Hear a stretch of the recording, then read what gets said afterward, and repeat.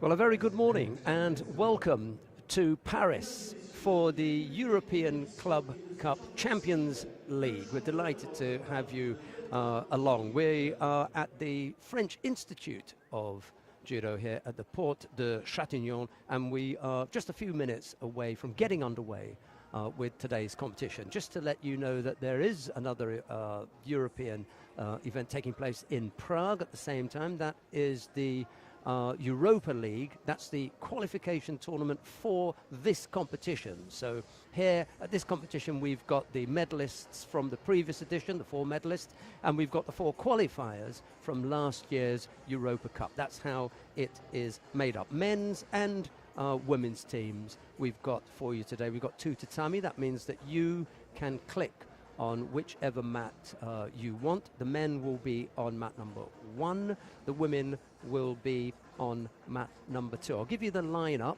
for, first of all, the women's competition.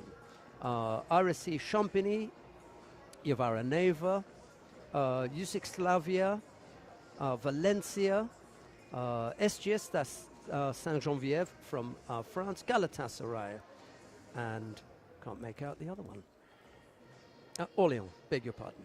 And then for the men, Yavara Neva, Fighter Tbilisi, TSV Abensberg, Golden Gory, Aris Judo Club, Red Star Belgrade, and Flam 91. Every time that there is a match, and there's a difference between a match and a contest, the matches are made up of 5, the 5 in the team, and then the contest, there'll be five contests in each match, and each lineup I'll go through with you. We're going to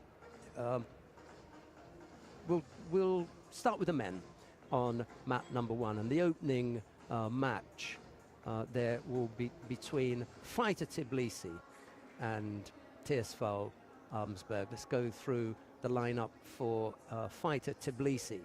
Bagrati Niniashvili, Pridon Gigani, Tato Grigalashvili, Aftandil Chirikishvili, and Adam Okroashvili. That is the lineup for Fighter Tbilisi. They'll be up against TSV Abensberg, Manuel Scheibel, Lucas Venekold, Timo Cavalios, Marcus Niemann, and Roy Meyer. So a nice strong lineup there, and each time that there is a new match I'll go through and I'll get the names for you. As far as the team events are concerned, it's slightly unusual. Some of you will be getting used to the mixed team event of 3 men, 3 women. We may very well move to that in the future, but we've still got the single-sex teams here, men and women, and it's made up of a team of 5. Some absolutely cracking matchups that we've got for you, and some really, really big names as well. Olympic gold medal winners, world champion, European. It will be a terrific event. And whilst we're doing that, we may as well have a look at some of the other names that you may see a little bit later on. Tbilisi, by the way, have left out Valem Lipatiliani. He's not in this particular lineup, nor is Amiran Papinashvili, and I saw both of them earlier. For TSV Abensberg, Robert Shvidabadze is not in this particular lineup, nor is Michael Weber or Nicholas Blöchel. When it comes to Flam 91, Walid Kaya, Kylian Lebleu, and one of my favorites, a young talent, Francis Damier, alongside Alexander Idir.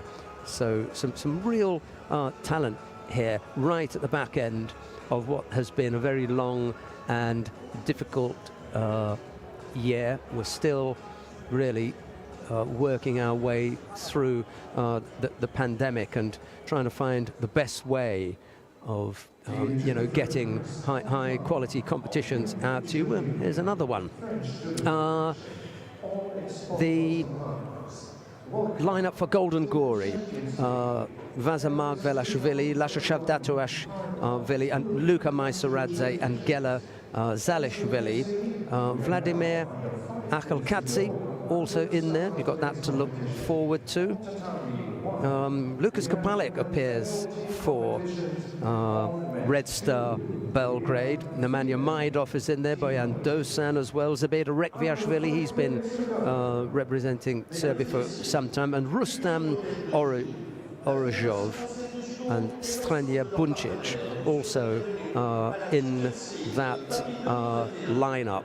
Yavara Neva, they're always a strong team from Russia, and their lineup includes Yago Abeladze, the current world champion at under 60 kilos. He's here at 66. Murat Chapanov, Denis Yatsev, Makhmadbekov, the two the twins, Karl Muzev, Hassan and Hussein, Aslan Lapinigov, David Oganisyan, Arman Adamian and Inal Tsoyev. So a real strong lineup there. And we've got two Greek teams as well that include a couple of add-ons, Ashrangi Kokauri and Orkan Safarov appearing for their respective teams.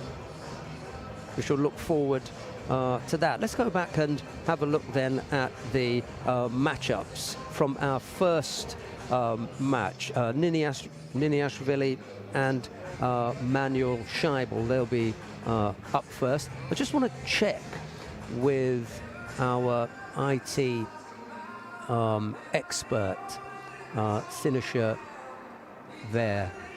Sinisha, there isn't a random start point. We're always going to start with the under 66 kilo category, unlike the mixed team event where we have a draw.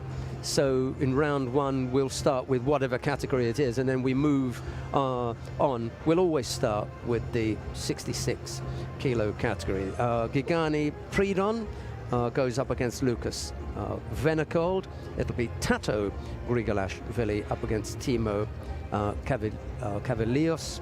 Aftandil Chirikishvili up against Marcus Neiman, and Adam Okrashvili up against Roy Meyer. That last one is a genuine super heavyweight contest. Sometimes you'll get a slight mismatch where someone who is normally 100 kilos fighting up at plus 100 kilos, but Okrashvili and Meyer, a genuine super heavyweight matchup. Okrashvili not really been, you know, on the best of form recently.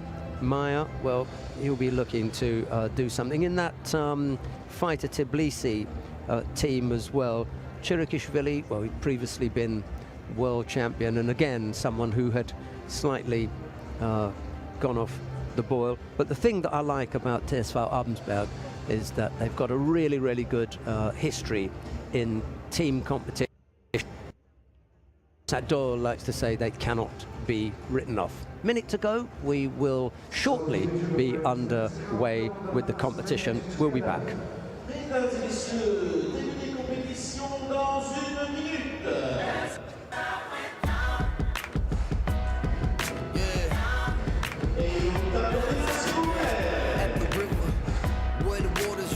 They gave us different names to justify the ownership. Rules are still the same, chances we don't get, but still we're showing love to everyone that shows respect. At the river is where they used to train our ancestors. How can we not relate? The story goes so deep, not looking for revenge, looking for solutions in the day that we'll smile again.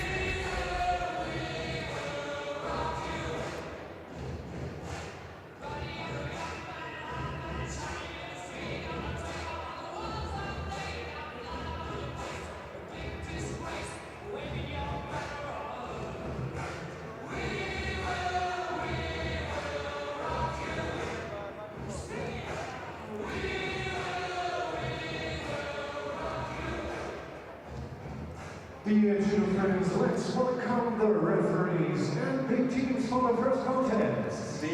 Right, well, we're about to get underway with the first match. As I mentioned to you, you have the choice at home. If you choose mat number 1, you're going to get the match between Fighter Tbilisi of Georgia and TSV Abensberg from Germany. If you want to go to mat number 2, that matchup is Javaraneva against Slavia. We're going to go to mat number 1, our opening match between Fighter Tbilisi and TSV Abensberg. Fighters are about to take to the mat. Give you the lineup again for Fighter Tbilisi: Niniashvili, Gigani, Grigelashvili, Chirikishvili, Okrashvili, and a lineup for TSV Abensberg: Scheibel, Venekold, Cavalius, Niemann, and Meyer.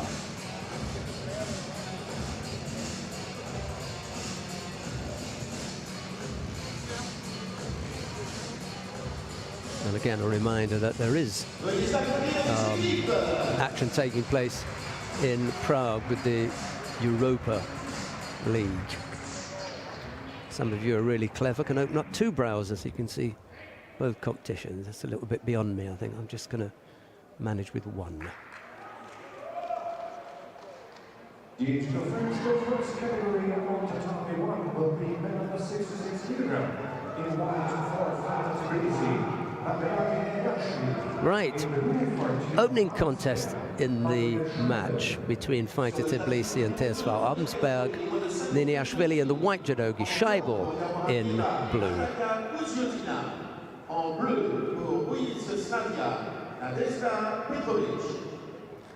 Nervous times when you've got to lead off for your team.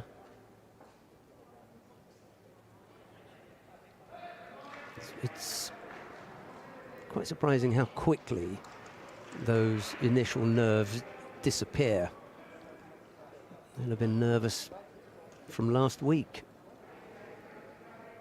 And then you've got everything that happens on the day before the pre-competition weigh-in, and then the random weigh-in, the warm-up. It's quite a lot. If you're a nervous type, then this kind of high-level competition, any competition, to be honest, you just get just as nervous. Not easy. Scheibel has picked up a single Shido.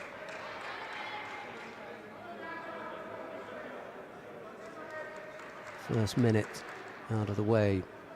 Scheibel was backed up on the edge of the competition area there. Nice little Katagurumer effort from Niniashvili. He catches the German.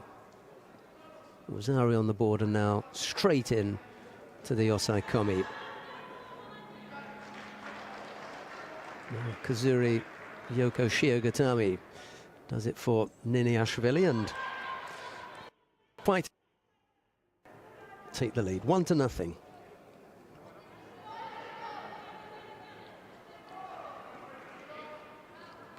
Disappointment for Scheibel early on, and it was a neat score from Niniashvili, and he was quick enough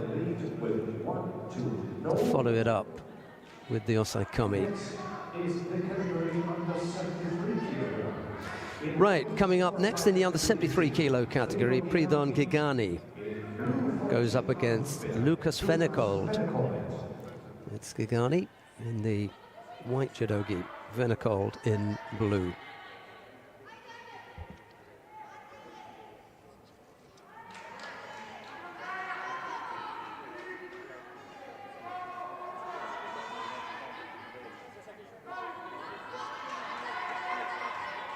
Just waiting for the scoreboard to get tidied up. That's done now.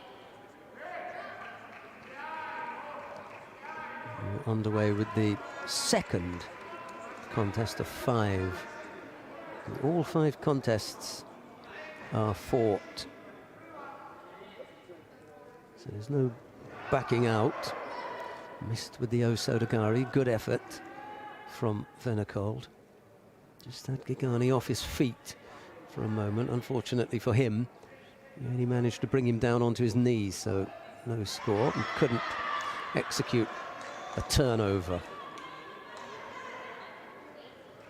He's slightly taller is Venacold.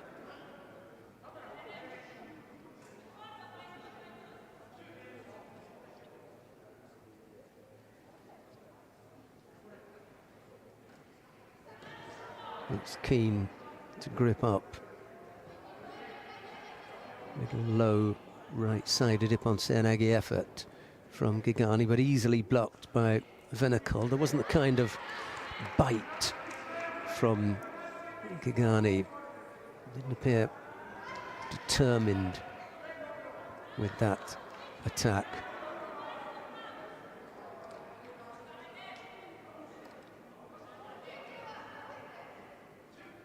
First minute out of the way, no score as yet.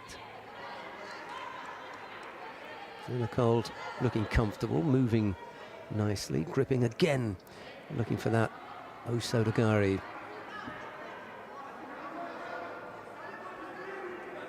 He's got a nice hop that gets him into that attacking position.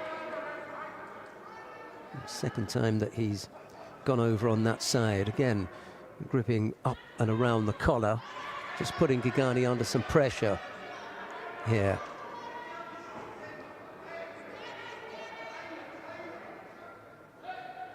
A little bit of a stalemate there with the grips.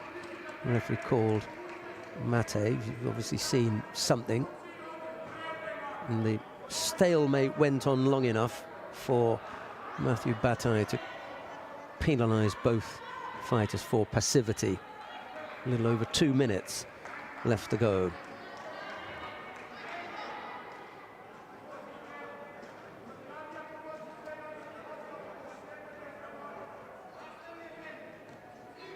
Uchimata almost turned, not quite enough for the score.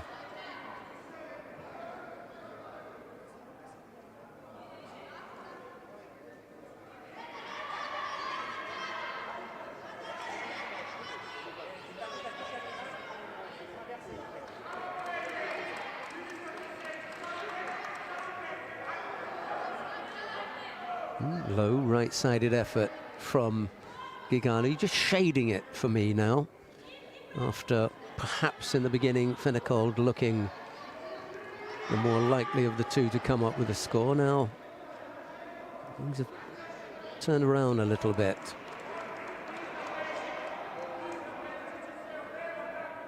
Venacold needs to assert himself again, find a way of getting past the grips. Uchimata effort, not quite close enough.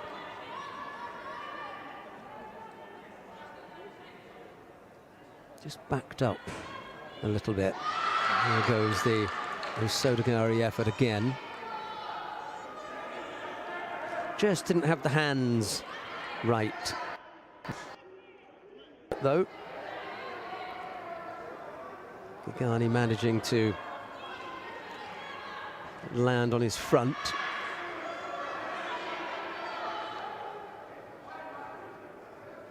We've got a minute left to go. The Osodagari has looked the best option for Venacold. He's just got to get things right, get the timing right. He was quite threatening with that. Uchimata, he's tried once or twice. Gigani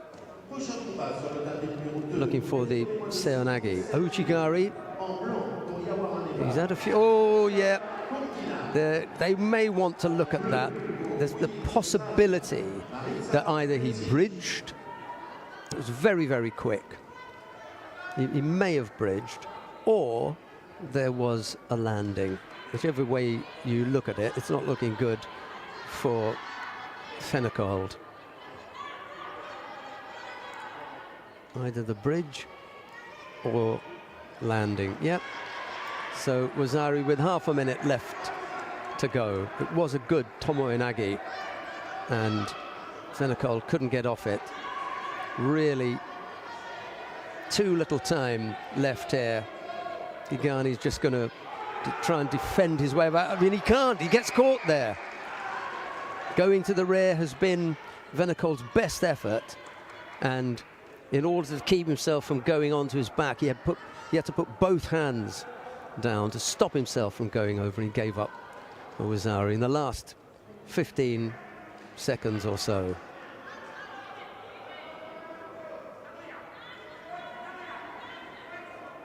So, yeah, it was. Now that was where he missed out. So Owazari a piece. There you go. That again, similar attack, but this time really forced it through. Yeah, the counter actually in the end.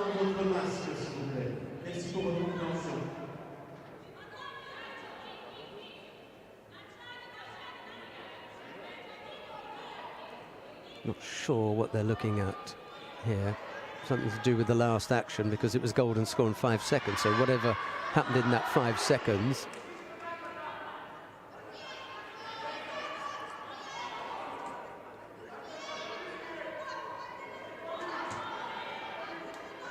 Yeah, I like that for a score. I can't imagine that.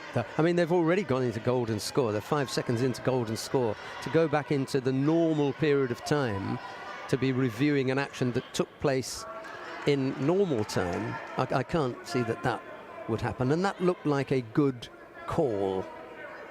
He definitely had one hand down on the mat. I couldn't see the other. They've got the benefit of another angle, but for me, that looked like Owazari, and the referee gave it.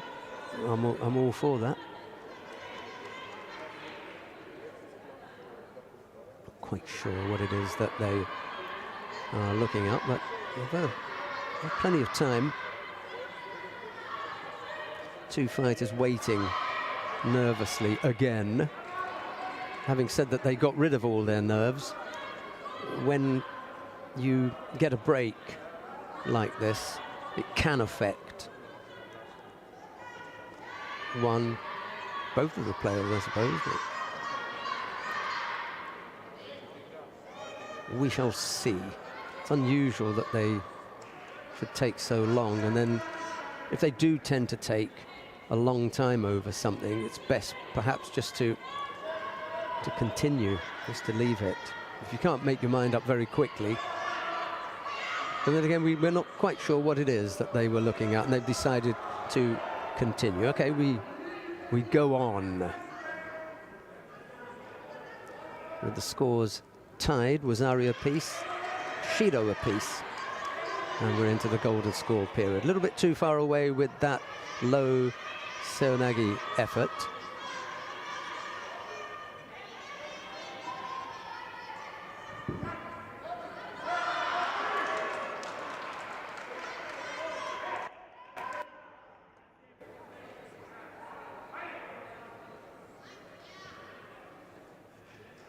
Does look threatening, Łukasz Venikold. First chance that we've seen for him to work on the ground. What is Gigani's defense like? Well, he slipped out of that one. Slightly untidy work from Venikold, to be honest. He had a good chance there. Worked himself into a good position. No doubt would have liked to have come away with a little more than just a simple turnover. Unfortunate. I thought he had a good chance there. We've had the first minute of golden score. Threatened with the Ojigari, even low, sorry, or maybe not that strong. And then he came back with the Osotogari again. That is his go-to technique. It was the one that he ended up catching Gigani with. I like that for Venikold. Got a good chance of catching him. If he gets in the right position,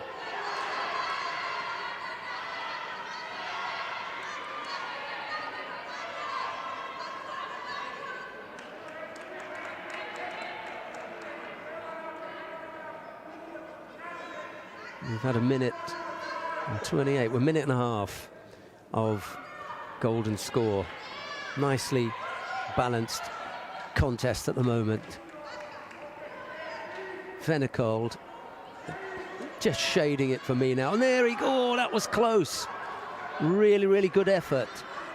Good example of one fighter being on his knees and the other staying up in Tachiwaza here. You can still score. That was close. Really just has had the best of it now, Venecold. And I wouldn't be surprised if he came up with the winning score. Coming up to 2 minutes. Goes for the Osoda again, not quite. He's just stretching a little bit too far. There's just that little bit too much of a gap between him and Gigani. He ends up throwing the leg as far over as he can, but he just needs to get that little bit closer to his opponent. Ojigari is piling them up now. Gigani is in danger of picking up a second penalty here for me for passivity. Coming off second best in the who can stand up quick stakes. Venecold up on his feet quickly, ready to go. Yeah, he does pick up the passivity. Just puts that little bit more pressure on, can't afford an error now.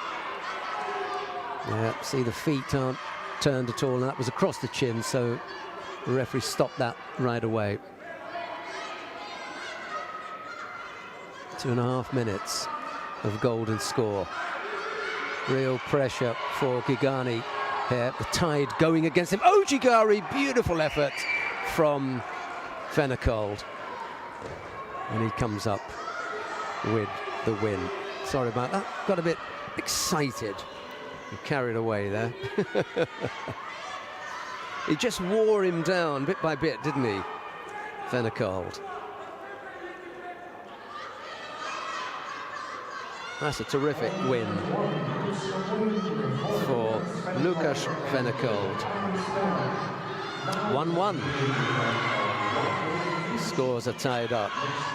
Right, coming on to the mat now, Tato Grigolashvili from Fighter Tbilisi. He's up against Timo Cavalius of TSV Abensberg. Grigolashvili in the white judogi, Cavalius in blue. Huge task in front of the man from Abensberg here. Left-sided low Ippon Seoinage. He was just going off to his right there, just weight going off to left. So pretty difficult to bring that off. Chance on the ground here. Here's the roll. Get the legs in the right place. Just trying to rip the arm out now. Thinking about the, still working on the arm. Could go for the Osai Komi here. Yeah, and now back on the arm. Yeah, legs again, not quite where they should be, and Cavalius managing to extract himself from a potentially difficult position, to put it lightly. He was in some trouble there. He squeezed himself out of it.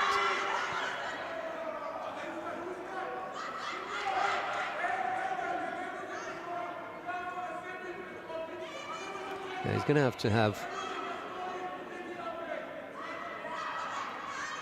a bit of tidying up. I'm not quite sure what it is that Timo was motioning to there.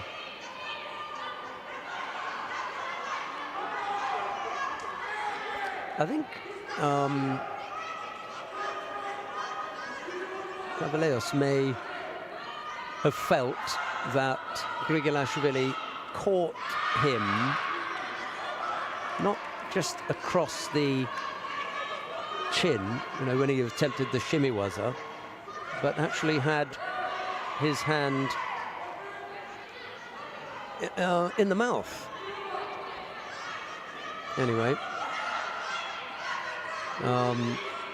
Grigilashvili has ended up having his hand wiped, so it must have been around the mouth area because he's picked up a little bit of blood on there.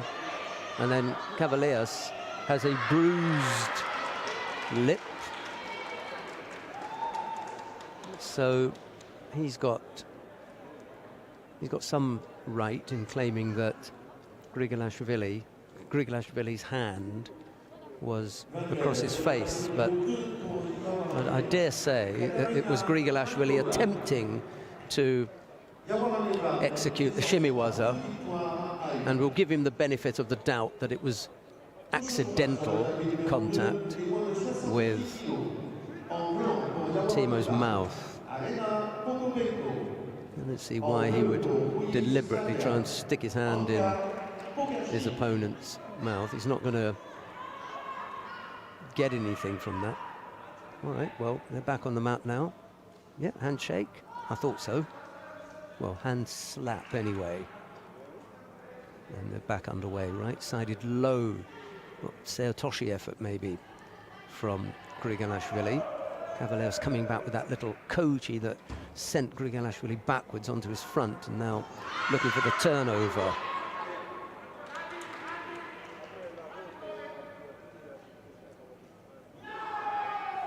Turn, but it was from on the ground, so no chance of scoring. It's good for turnover purposes. Ooh, have to be careful with that one. That particular turnover was the subject of some examination at a recent referee seminar, where there was the possibility of Tori attempting the turnover, just applying a neck crank. So the referee would have looked at that very carefully. Just backed up on the mat edge there. Cavaliers flirting with the edge of the competition area.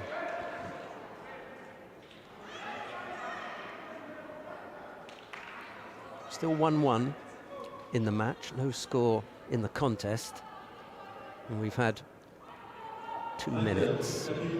Again, Cavaliers getting backed up onto the edge of the competition area. Thought about the Ochigari, that would have been a good option, and then to come through for the low left-sided Seonagi didn't happen, and now Grigilashvili picks up Ashido for passivity.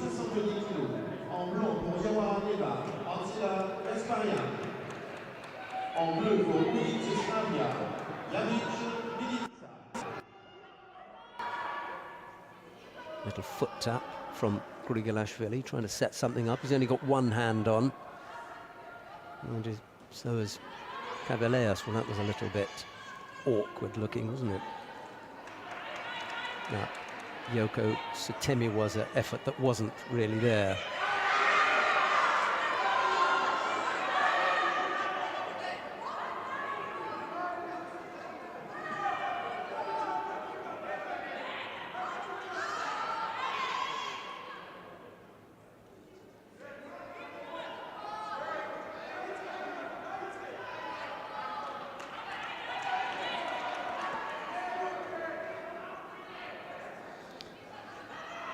Cavaliers is going to have to sort this out early, I think. You don't want Grigilashvili getting into it. And he's just warming to the task now, isn't it? You got that feeling that any second now Grigilashvili is going to launch something that Cavaliers won't be able to stop. Time to take him out, Timo. You don't want to take this any deeper. He's got too many weapons, the Georgian. Sooner or later, he's going to launch one that you're not going to be able to stop. Yeah, there it was. Ojigari. Tell you what, I'll be picking some lottery numbers tonight. I saw that one coming. Cavaliers put up a good effort, to be honest. You know, it's doubly hard when your opponent is so highly skilled and also can really rough things up. And it wasn't the most gentle of contests, was it? So, Grigalashvili gives fighter Tbilisi a 2-1 lead as Avtandil Chirikishvili takes to the mat against Marcus Niemann. It's Chirikishvili in the white, Judogi Niemann in blue. Nice strong grip with the right arm high up around the collar from Niemann, just controlling Chirikishvili there. And now the chance for the turnover. Oh! He manages to go onto his front there. Well, I don't think he has bridged, to be honest. That was a good turn.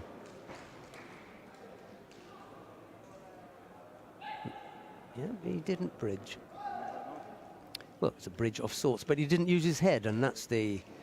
he didn't use his head to affect the turnout of that. That's why that wasn't penalised or even given a score. He can't get out of that one, though. That was powerfully done by Niemann, and now on the ground, if you get out of something that... If you get out of an Osai Komi that Niemann's put on, you've done really well. Only had the top, really, just had the head, didn't he? Should have tried to secure... Well, I'm not going to even go there. I was about to say what he should have done. I'm not about to tell Marcus Niemann what he should have done on the ground. I think that might be pushing my luck. Good score from Niemann. He leads inside the first minute by Wazari. Chirikishvili with a bit of work to do here because Niemann is looking dominant and very strong. Tbilisi have a 2-1 lead. Niemann looking to tie things up now. Bring TSV back into it. Or TSV if you like it in English. A little Ashley was it just to set things up. Here comes Niemann again. Chance on the ground now. Chirikishvili really doesn't want to hang around there for too long. Niemann so adept in Newaza. Okay, he's working his way into it. A little bit too long for Roberta Chiolia's liking. Never mind. When Chirikishvili did get to his feet, he picked up a Shido for passivity. A little over 2 minutes left to go. Niemann leading with Wazari. But TSV Abensberg trail by 2-1 in the match. Another strong grip. He goes for that Satemi Waza again. Doesn't quite work this time. The Sumigeji was blocked. Chirikishvili has seen that once and he's decided he's not going over again.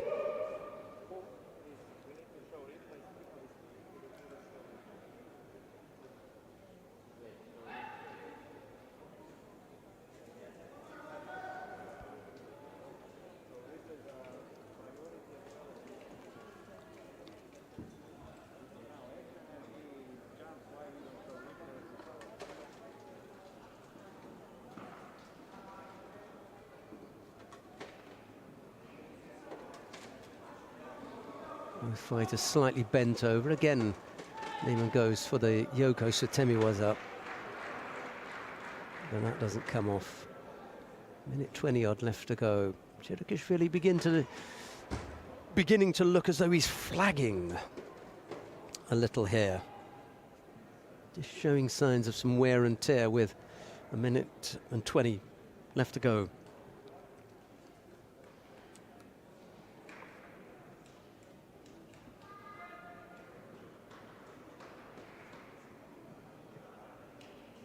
Chirikishvili eyeing up that right side.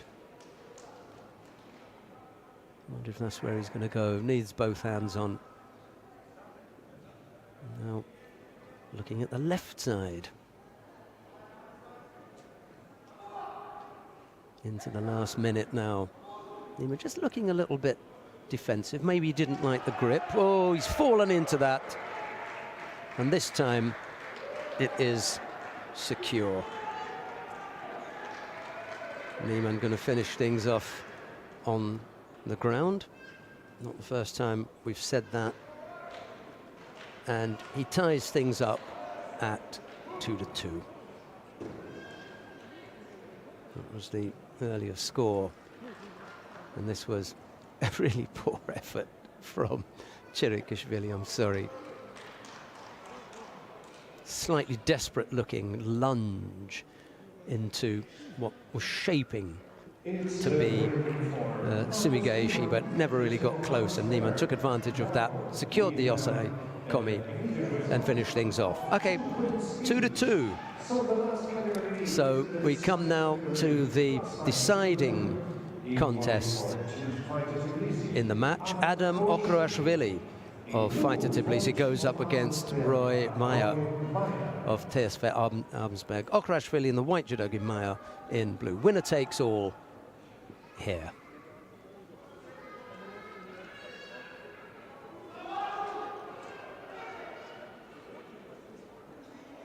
Ooh, chance for the turnover. Okrashvili not falling for it though.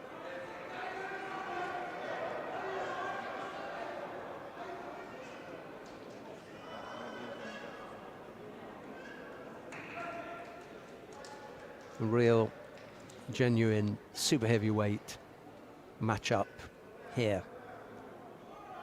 Okrashvili, back end of his career, low right-sided Seoinage effort, Ippon Seoinage effort from Maya.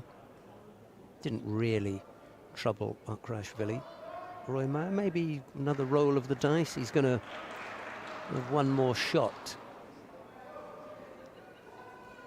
for Paris. 24. Why not? Real character on the international circuit.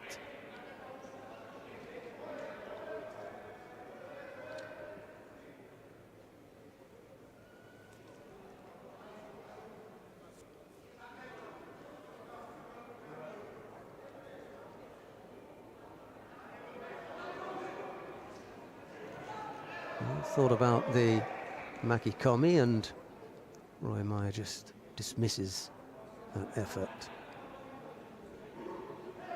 Big man's going to have to be a little bit stronger than that if he wants to catch Maya.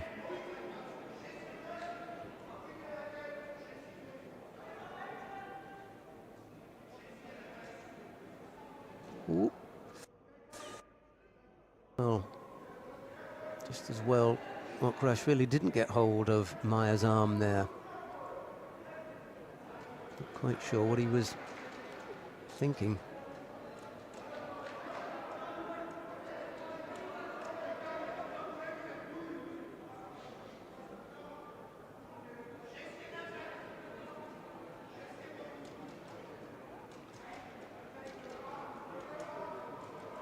Maya just gathering himself here. He should have the greater number of attacks, to be honest. Okrashvili has a certain tempo to his contests, and Maya should be aware of that. Just keep up the attacks, avoid picking up a Shido. Otikari, that was better. Now a chance to work on the ground. Can't afford to let that one go, and he does.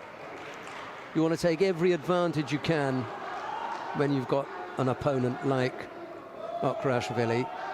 Yeah, and he just, yeah, that's right. Okrashvili just a little bit off the pace, and Maya just about got in an attack previously, which helped to avoid him picking up the penalty. So it's Okrashvili with a minute and a half left to go with a single Shido against him. Maya maybe just ahead by a nose, but no more. Still waiting for a really big effort from the big Georgian. We haven't seen it yet. The fighters wandering off the competition area. Grigorashvili working on his coaching skills as one of the fighters, giving some advice to his teammate. It's 2-2, so whomsoever takes this one will be in the semi-final.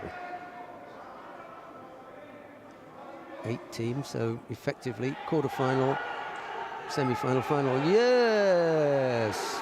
Good effort from Maya. Well, the only question is, had they entered... Well, don't worry, Roy.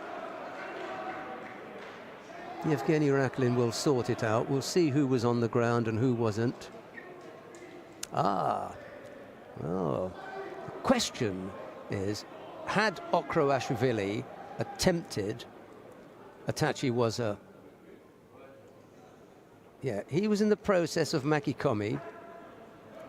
Yeah, he was in the process of throwing with Makikomi. Therefore, any effort by Maya to counter him could not be valid if he used the tatami to effect the counter, which he did. So that's why that was not given. Hope that's explained it well for you. That's why Maya wasn't given the score there.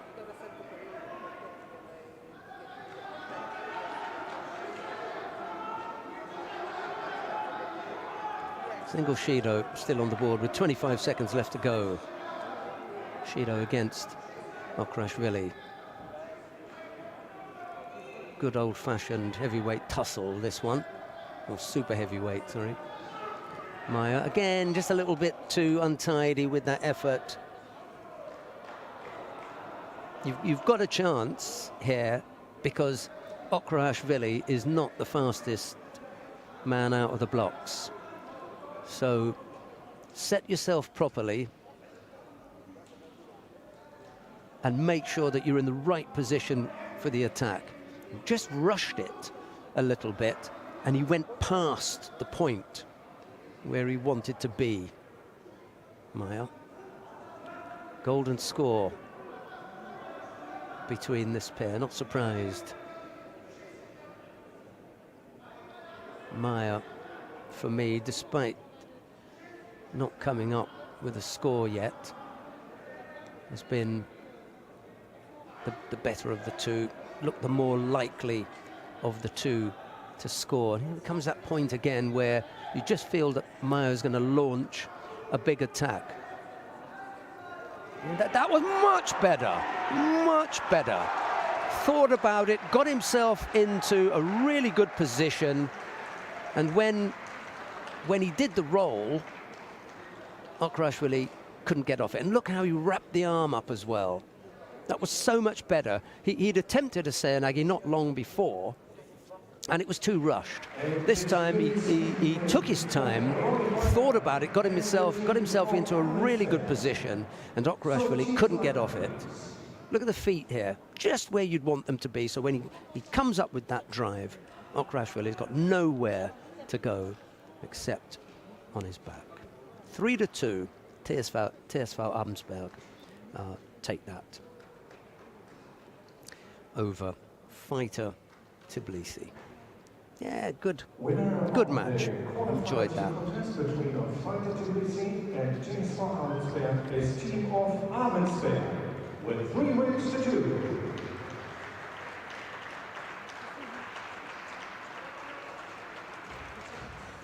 Yeah, like that.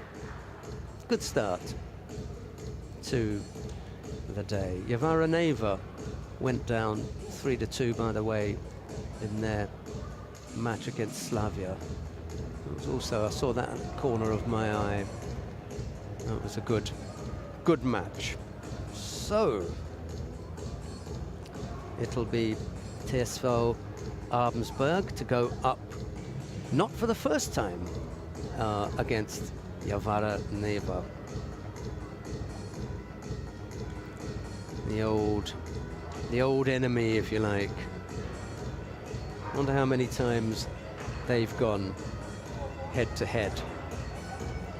Right, time to catch your breath before we come up with the next match. I've got those sheets in front of me. I think, if I'm not mistaken, shouldn't have to guess, but I think, if I'm not mistaken, it's going to be Golden Gory.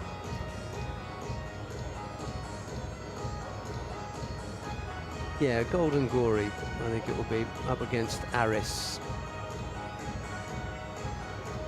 Yeah. Thessaloniki Aris. I think we're going to refer to the team as that, yeah.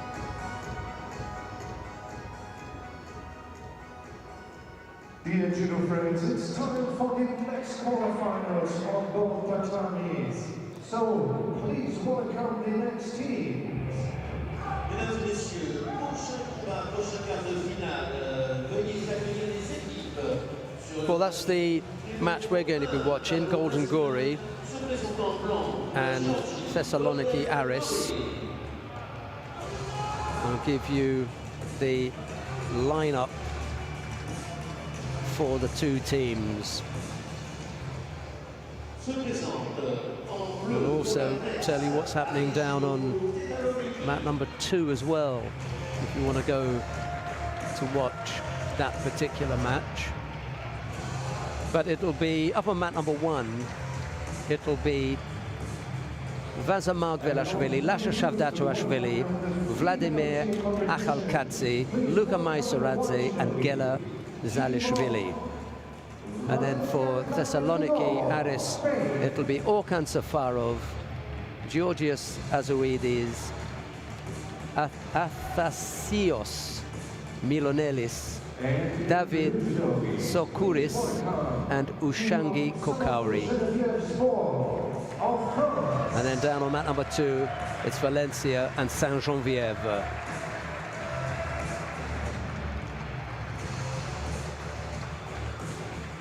Opening contest in the match between Golden Gory and Thessaloniki Aris will be Vaza Margvelashvili up against Orkan Safarov. That is, well, I don't want to overstate it and say mouth-watering, but it's a pretty good matchup.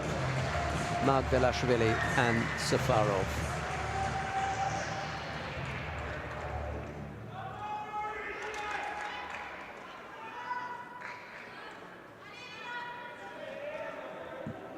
Right, it'll be Margvelashvili in the white judogi, Safarov in blue. Sur le tapis numéro 1, première catégorie des moins de 66 kg. En blanc pour Golden Gory, le champion olympique de Tokyo, Vaza Margvelashvili. En bleu pour Aris Judo. Referee is Gostini Balash of Hungary.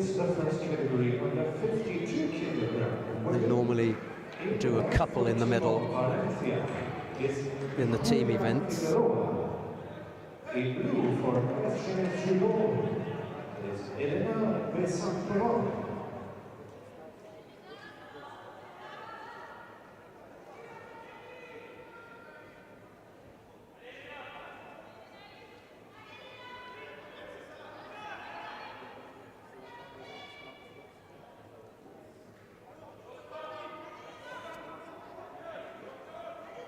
Both fighters have picked up penalties. It's odd, isn't it, how we had that previous contest.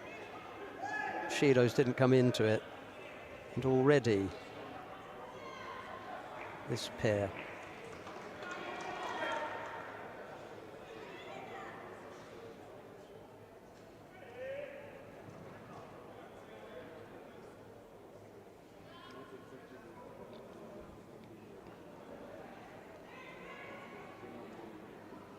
Safarov, kind of almost around the body type grip. Margvelashvili wasn't keen on it, managed to break that off. Again, Safarov, oh, yeah, just enough of the scoring part of the body to come down on the side. referee not tempted at all to score Ippon for that. I know a few maybe at lower levels would have had their arms flaying in the air when they saw the flight. Can't remember who it was that said, "Don't score the flight, score the landing."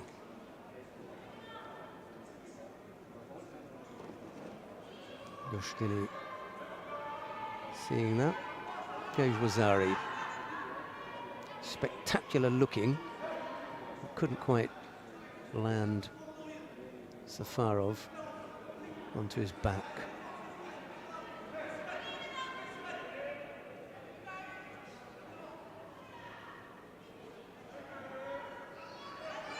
Yeah, looked for a moment there as he was blocking with that right arm on the leg.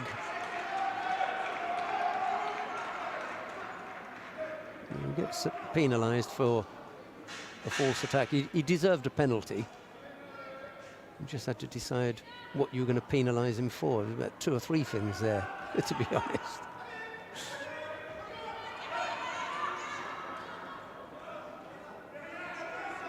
And we've got a little under 2 minutes, and Margvelashvili has got 2 penalties on the board. He's had a really nice attack that ended up with Wazari on the board, and yet he runs the risk of picking up a 3rd penalty because there's so much time. Safarov's got to be clever here. He can't afford to give up another score, as Margvelashvili will take the contest almost with the Makikomi, but at the same time he's got to keep busy. Tactics come into it here. Not where he wants to be on the ground with the clock running. Oh, that was the Makikomi effort. Good one. Had the left arm across the body. Couldn't quite get enough to come up with the score. We've got a minute left to go. Safarov with a bit of work to do, and he does. Oh, what a lovely Seotoshi from Safarov. Absolutely the right time to come up with that score. Low down on one left knee. Actually, he was almost on both knees there. Seotoshi, right-sided from Safarov, ties things up. Wazari a piece with 40-odd seconds left to go, and Margvelashvili again. I just point out 2 Shidos on the board. False attack, can't afford that. Passivity, well, he's not going to do that. He knows he's got to get going. He can't rest on the single score because Safarov has tied things up.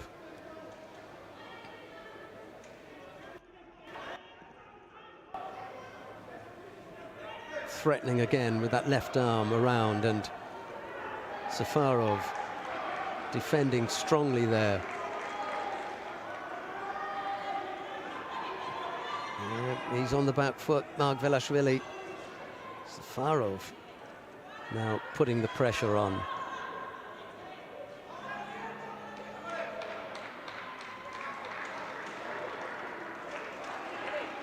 So we go into the golden score period. Safarov for a time looked as though he wasn't going to make it this far, and then he came up with a tying effort. And again, Margvelashvili, I keep thinking about that second Shido. Is that going to do for him? Margvelashvili just catching his opponent on the leg and hand slap to say, yep, sorry about that. Strong effort from Margvelashvili on the left side. In the end, Safarov dealt with it fairly well, but he's past his defences.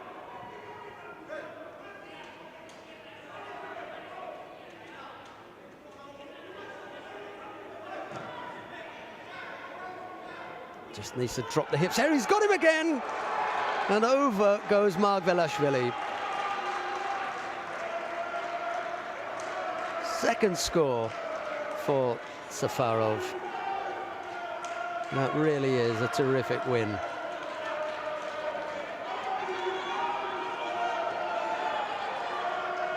Well, he's got some support in the crowd, Safarov. And Thessaloniki Aris take a 1-0 lead. Orkan Safarov winning out there over Vaza Margvelashvili.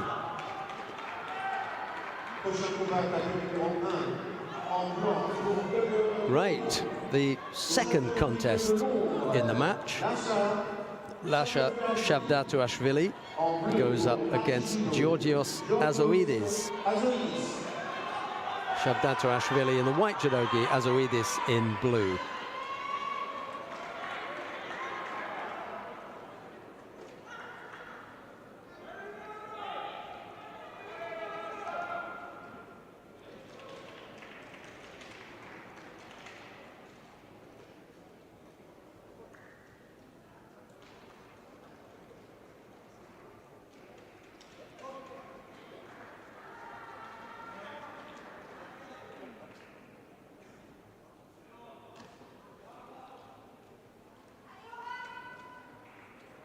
Neither fighter able to settle on a grip as yet. Here's when you've just got to be that little bit clever and know that if you can manage to get in 1 or 2 attacks, you'll avoid picking up a penalty.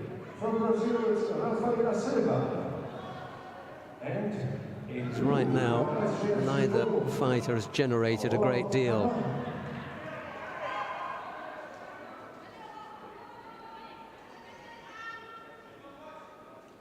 Time to put in a big attack. I've got the feeling that a penalty for passivity is not far off. Neither fighter has done a great deal. Yeah.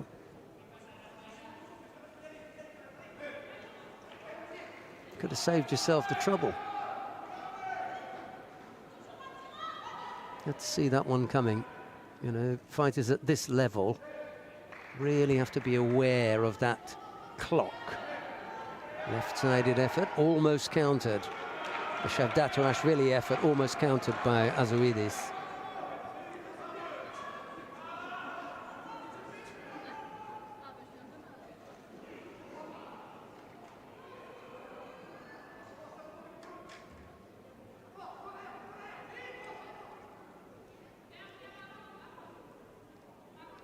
So both fighters picking up penalties. That's pretty much all that's happened in that first half of the contest, because half of the contest here. Still waiting for some action from either of these. A little bit cagey at the moment.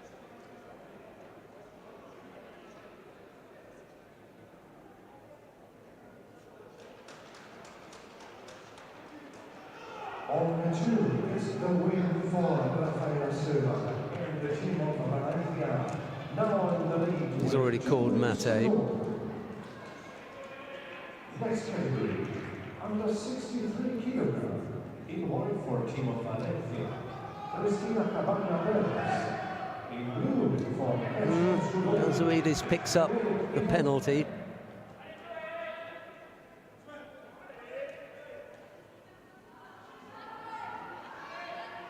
So now it's the man from Thessaloniki Aris who's under some pressure here, having picked up a second Judo.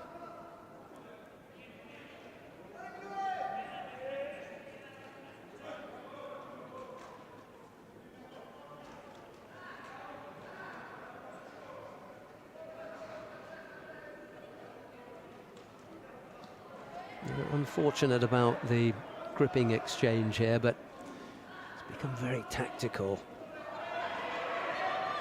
Neither fighter able to generate the kind of attacking style that we've seen in the previous contests. Well, there you go. As if to rubbish every word that I'd said. In comes Lasha Shavdatuashvili with a beautifully worked Ippon Seoinage on the top, Usodagari on the bottom. You call it however you would like.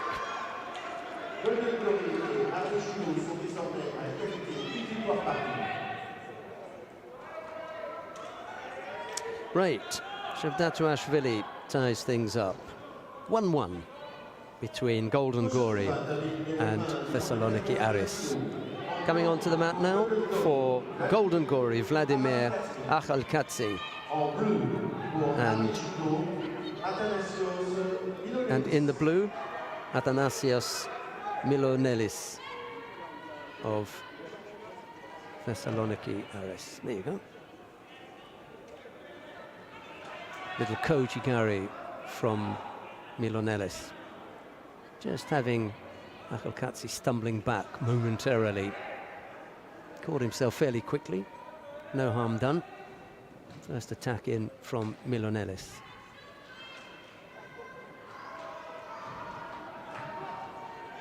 And again, it's nice, almost with the combination. Kouchi, then the Ouchi. Strong defense from Achalkatsi.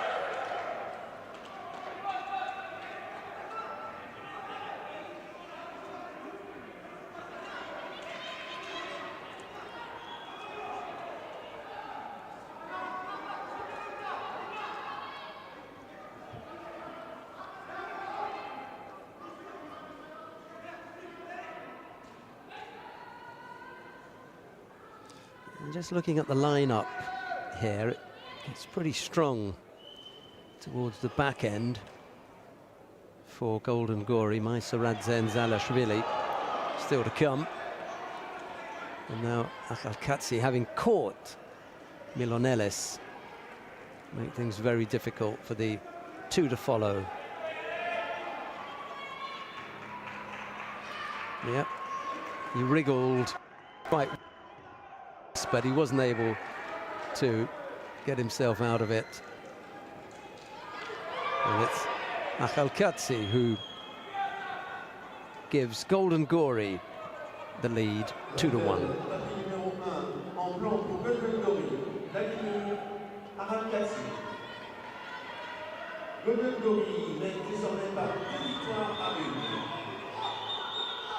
It was a great start for Thessaloniki Aris with Orkan Safarov knocking off Vazamag Velashvili.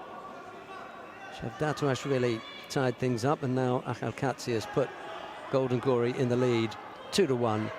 And now on the mat, Luka Maisaradze in the blue judogi up against David Sokuris in blue.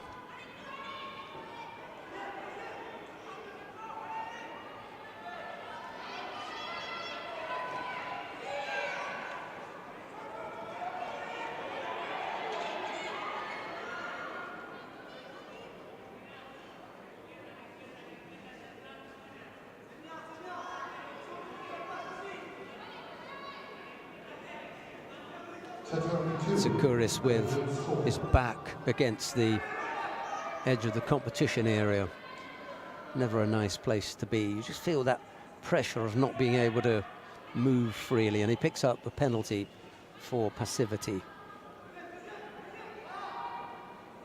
Maisaradze sporting a new hairstyle, shaved at the sides, gives him a kind of, I'm not sure what kind of look.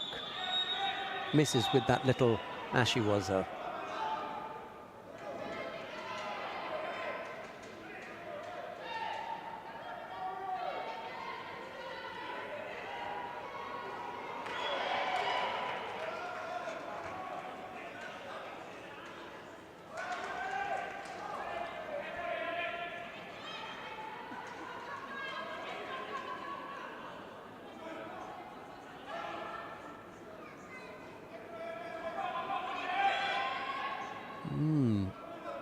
Sakura's falling behind here. 2 penalties now. Gives him a few problems to manage in the next 2 minutes and 20-odd seconds. Never see the contest going that distance when you've picked up penalties so early on. Uchigari very low, but didn't really threaten Sakuris. And Sakuris came back with a low effort himself that really didn't threaten Maisaradze.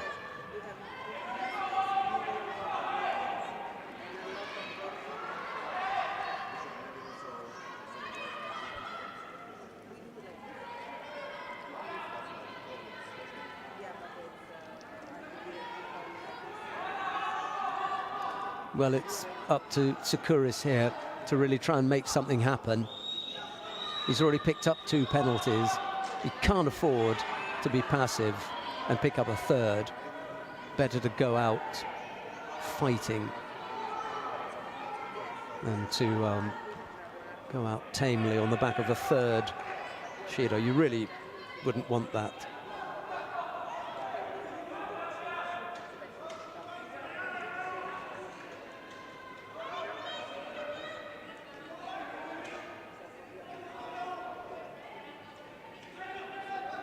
Minute left to go. Maisaradze happy to coast here, knowing that if penalties are dished out, he will pick up 1. Sakuris will pick up a 3rd, and that will be the end of it. Sakuris playing right into the hands of Maisaradze here.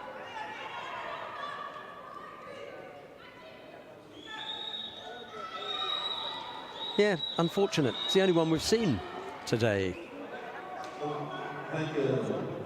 3 penalties.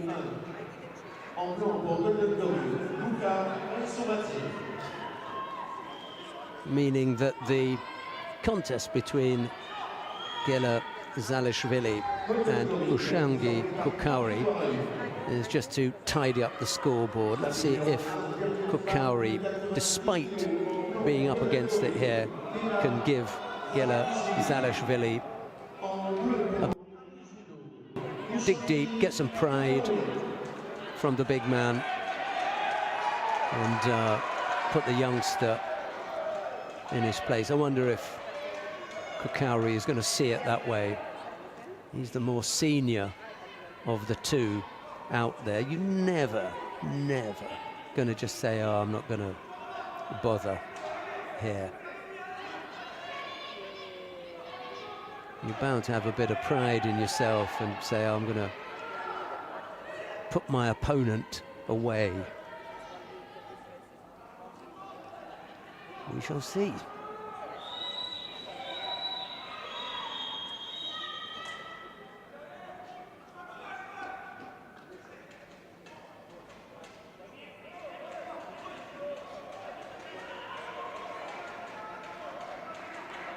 Both fighters waiting to settle on a grip from which they feel they can work something.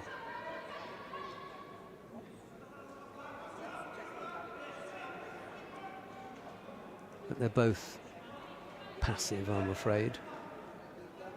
Gela Zalishvili, just 22 years old.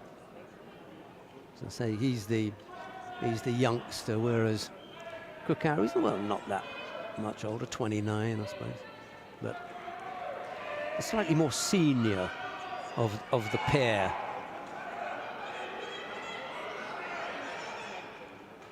possibly one more cycle up to Paris 24, I think, for Kokauri. Maybe the series will look to discover another heavyweight. No question about Georgia looking for another heavyweight. They've always got them in the mix. Plenty of contenders for the heavyweight crown in Georgia.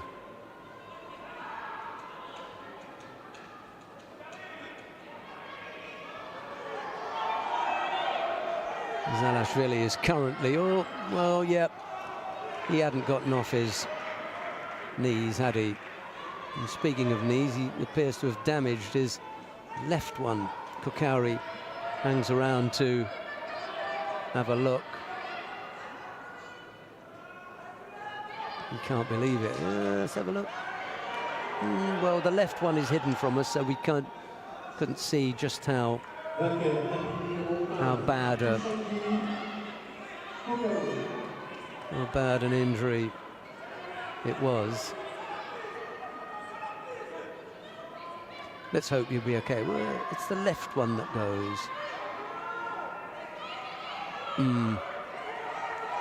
All right. Well, it's a beg your pardon, a 3-2, beg your pardon, 3-2 win for Golden Gory over Thessaloniki Aris.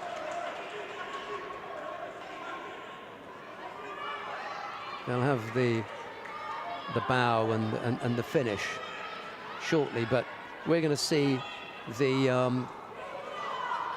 match taking place down on mat number 2. This is Valencia and Saint-Geneviève, and it's the team of Valencia in the white judogi, Saint-Geneviève in blue. Yeah, Gela Zalashvili is in some degree of discomfort. He's had to hop off the mat, unfortunately, so can't put the weight on that knee. They're just going through the protocol down on mat number 1, just bowing off. We'll stick with the action down on mat number 2. We're 4.5 minutes already into golden score. There's no score between let's get the competitors up here. Christina Cabana and Chloe Ivan of France. No score as yet, but both fighters have picked up 2 penalties apiece. So I think we'll end it, or the first to score.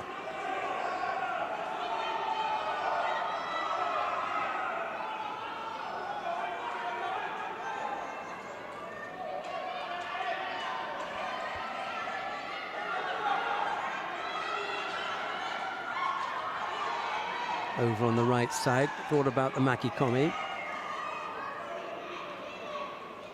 but no score. Both fighters looking pretty tired, not surprised after 5.5 minutes of golden score. Sugoi Uriarte fancies Wazari for that, but hasn't been given.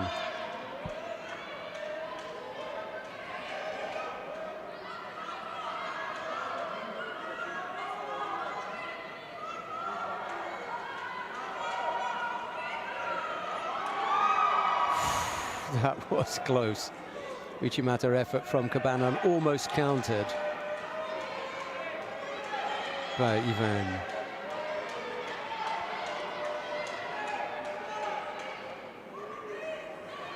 I wonder if it is Ivan, like V-I-N, you know, like van for wine, or maybe there's some other pronunciation. I'll hear what the stadium announcer says. Oh, that almost went against the arm.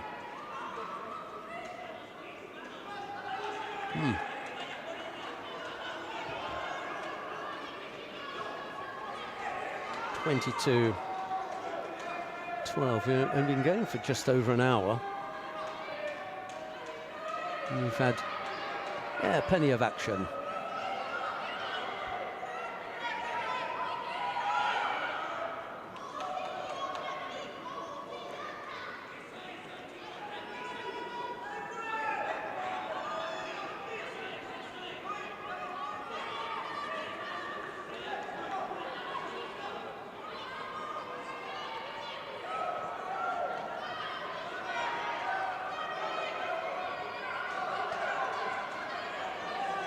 Tired-looking effort there.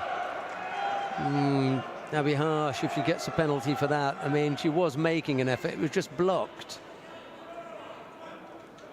Yeah, I thought so.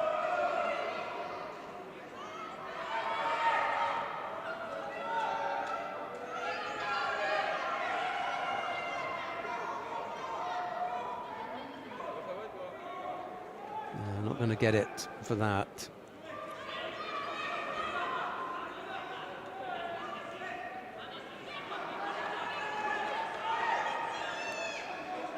Time for Chloe Van to come up with an attack of her own. I mean, the attacks from the banner are not the strongest, but at least she's putting some in. Not sure if the coach for Saint-Geneviève is seeing the same thing I'm seeing. They're not false attacks, at least there are some attacks. His own fighter needs to come up with something.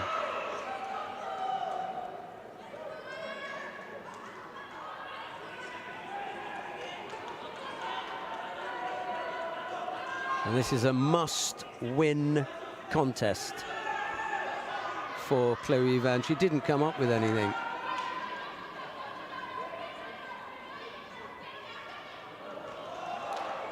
Yeah. Well, that was what I said. They weren't the best attacks from Cristina Cabana, but they were sufficient enough not to be classed as false attacks, in which case she was the one who was attacking, and poor Chloe, unfortunately, was off the pace there. 3-0, Valencia over Saint-Geneviève. Well, let's see what Maria Bernabeu and Kyla Isufi can come up with.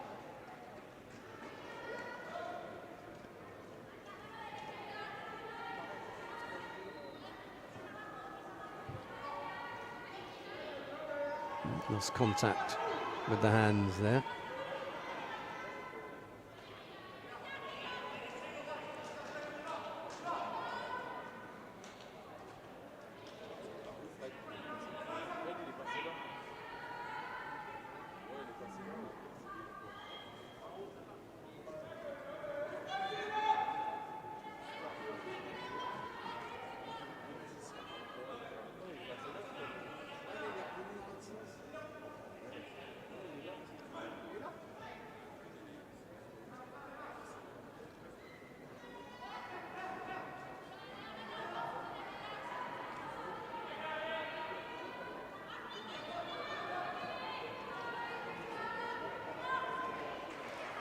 Busy enough, Bernabeu.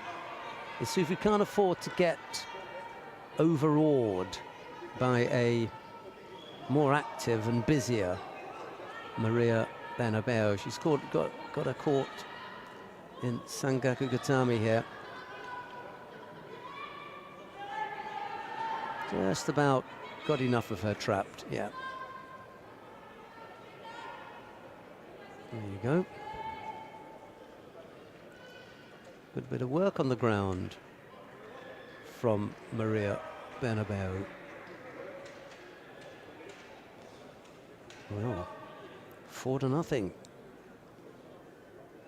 I think we may be facing the first whitewash here. Bit of a thrashing, this one turning out to be.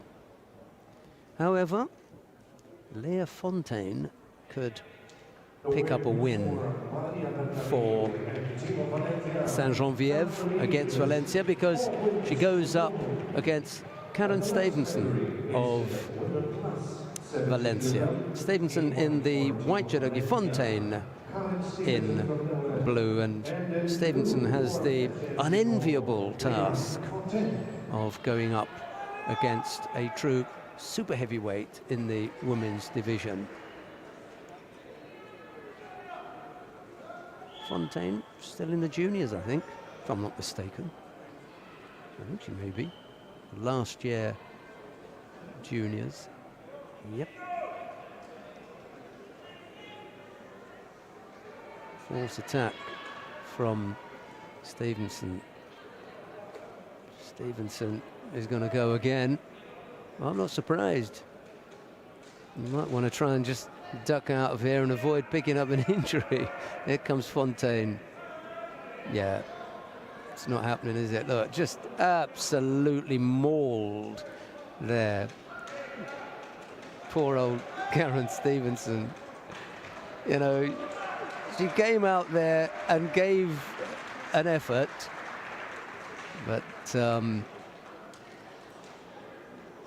afraid to say that Leah Fontaine was always going to be an exceptionally difficult prospect.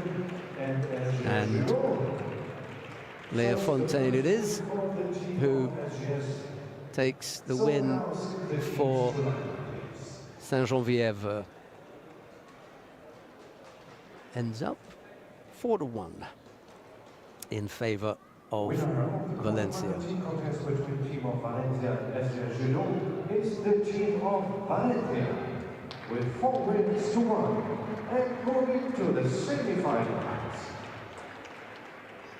The team of Judo. Right, we've got the last of the quarterfinals coming up, and for that we're going to, I wonder if we should, I'm just going to check with Sinisha here, because I think we may have a better offering with Galatasaray and Orléans on mat 2, the women, and I'll tell you why, because the opening contest features the current Olympic champion Distria Krasnicki going up against Astrid Neto, and then we've got Priscilla Neto herself, an Olympic medalist. Kyra Sayat in there. Raz Hershko. What's on offer on the other side? Seduku, Lablu, Keita, Damien, Idir, Buncic, Orozhov, Rekviashvili, Maidov, and Kapalik. Well, I suppose we're going to have to go with the double Olympic champion and former world champion Maidov, Rekviashvili, Rustam Orozhov. Oh dear. Well, I'll tell you, maybe we'll give Buncic and Seduki a miss in the opening contest, and we'll watch Krasnicki and Neto, and then once we've seen Krasnicki and Neto, we'll go down to mat 1. So I hope that's cleared things up at home. At home, we're going to watch the opening contest in the match between Galatasaray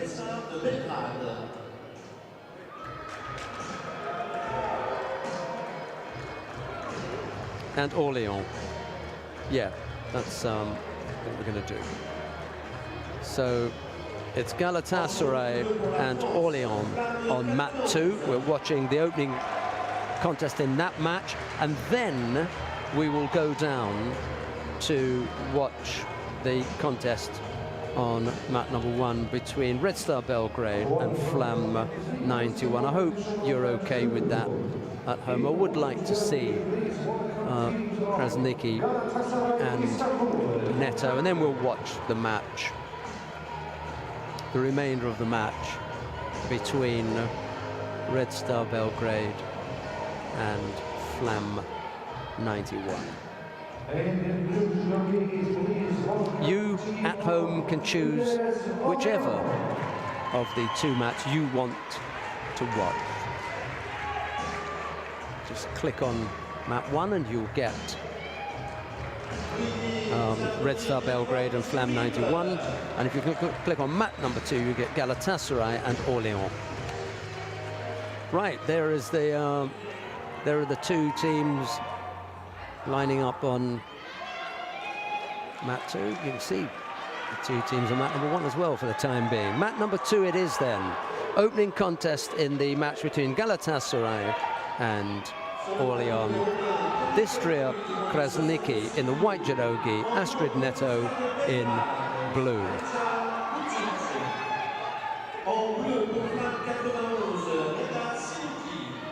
Gold back patch that you can see for Distria Krasniki, the second ever Olympic champion for Kosovo. The first in any sport, and the first was a former teammate, Marlinda Kelmendi. The Kosovans have won 3 gold medals in the Olympics, and all 3 of them have been in judo. Isn't that fantastic?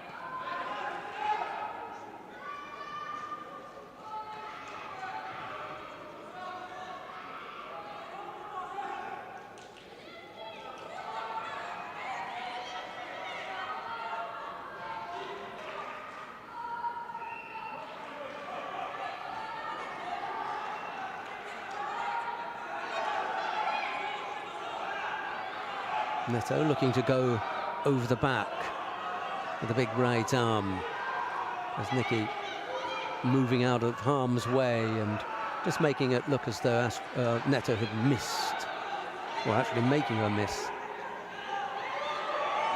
Oh, Sotogari both ways, one way and then the other. Weren't sure which way that was going to go. Oh, that's a bit harsh. Could be that it was Neto that came up with the attack and Krasniki almost countered her, and that's why she's ended up picking up the penalty. Anyway, 2.5 minutes left to go.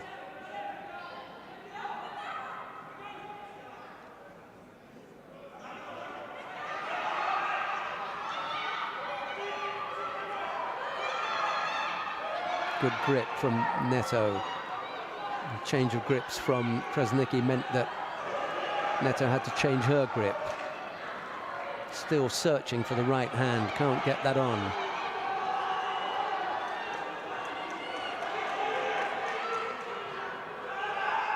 Krasniki can't afford to hang around for too long. She's already picked up 1 penalty, and it could be for avoiding to take a grip here, because she hasn't. Again, just the one hand. Neto's the one who's searching for the grip. You see that left hand of Krasniki is very often off the judogi. Yeah. But falling into that trap. Neto is quite happy to go down that route. 2 penalties picked up by Krasniki. 2 penalties picked up by Krasniki, just 1 by Neto. And at the moment we're measuring things in terms of who's been penalized. Never the nicest way to count the contest, but at the moment that's the only thing that we've got to go on. Neto's the one who really has to keep an eye on what's happening with the clock, work out when to attack, make sure she avoids a false attack. There's a chance. Yes, Kojigari, something forward now. Go for the right leg again, and then something forward. But Krasniki manages to just get the arm around the back and break that up. Good tussle, this one.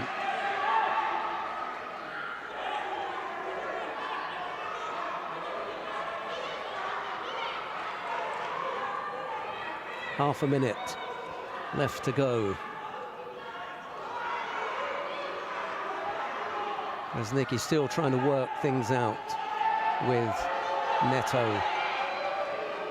I doubt whether we'll see a penalty with only 20 seconds left to go. Already at this stage, it's looking like we're going to need a period of extra time to sort this one out. Golden score looming large now.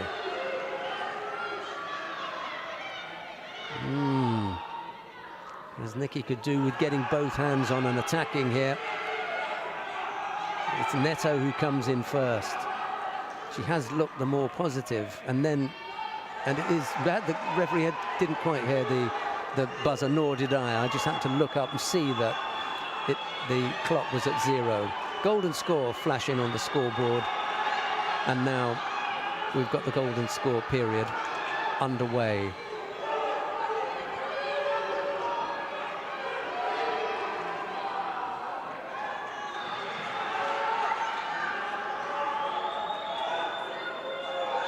Neto put in a couple of attacks there, could really put the pressure on.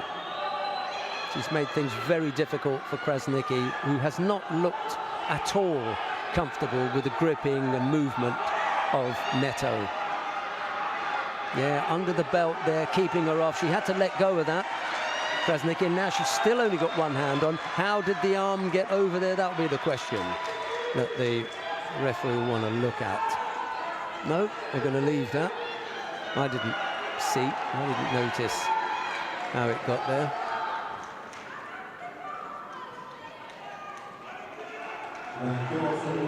On a knife edge at the moment here.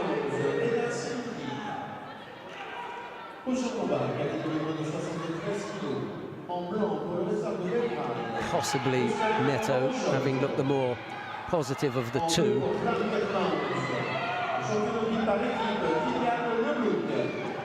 Really made it quite difficult for Krasniqi. We haven't seen her with any big hip attacks. She's normally good in that area.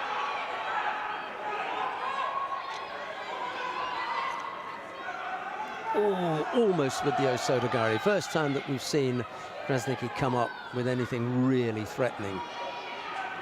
And that was 1.5 minutes into golden score. Good battle, this one, if you like the tactical and the technical.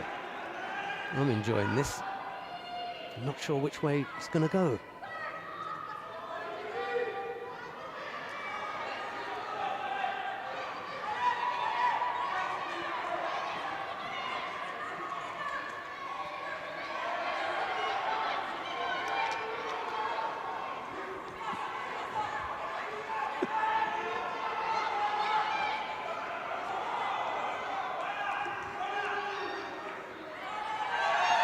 Arm over the top, almost with the Osodagari, and they'll call Mate there.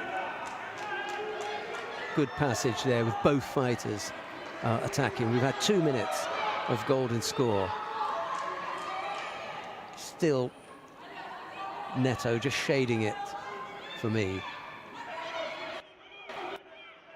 Krasniqi taking her time. If she's timed this well and can manage to come up with a big finish, then it'll all go down as part of her plan. But you wouldn't want things to fall apart here with a big technique from Neto. Again, you can see that left arm is just keeping Neto off. Bent at the elbow, almost caught. Really good effort.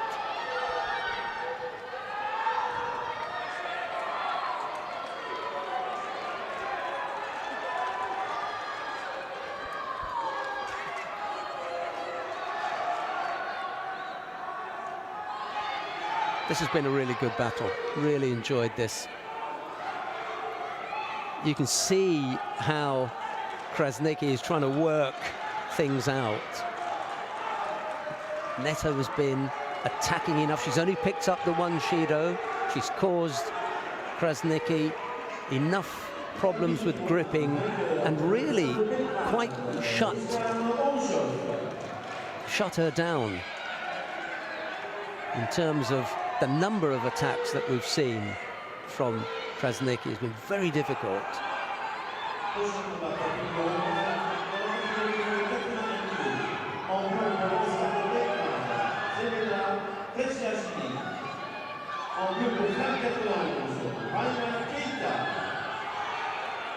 Just slowed down now, Neto. I'm not surprised. Now the straight arms of Krasniqi just keeping Neto at bay.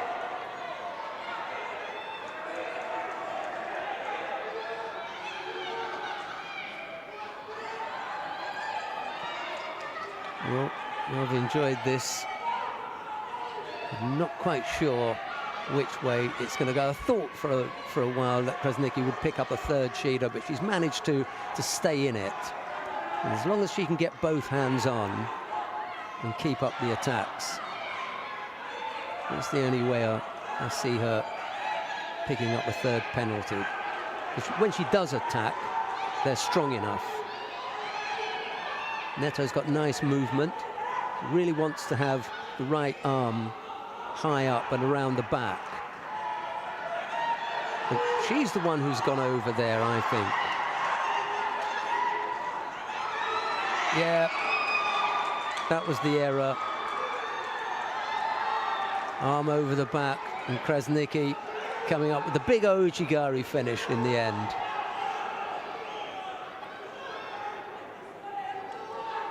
Just opened up that side for Krasniqi to go in there. Terrific battle, 4.5 minutes of golden score. Enjoyed that. 1-0 Galatasaray lead Orléans.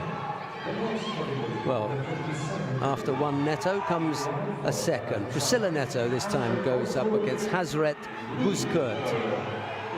It's Buzkurt in the white judogi, Neto, Priscilla that is, in blue. Neto picked up a bit of an arm injury the last time that we saw her. That was at the Grand Slam in Abu Dhabi. Hopefully she's recovered from that. I can't see any strapping around, and that normally is a good sign. If they've continued to have the strapping, then there's a problem. Took a whack to the face accidentally from Buzkurt. Not surprising, given the speed and the ferocity of the hands coming in and out, that when you miss, you do pick up a bit of a whack.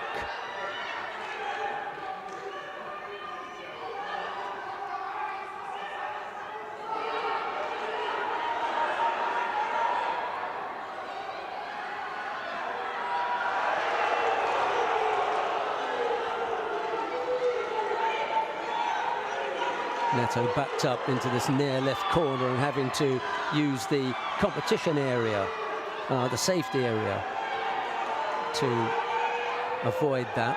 Came back in quickly enough for the referee's liking to avoid getting penalised for stepping out. And now it's put to her back to the competition area. Wow. Neto picked up the penalty for closing down her opponent, taking the dominant grip and then not doing anything with it, just crushing. The second penalty picked up by Neto. Not what she wanted.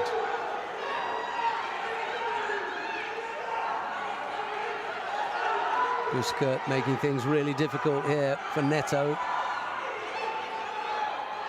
Again, a similar situation to the previous contest, where getting both hands on is essential.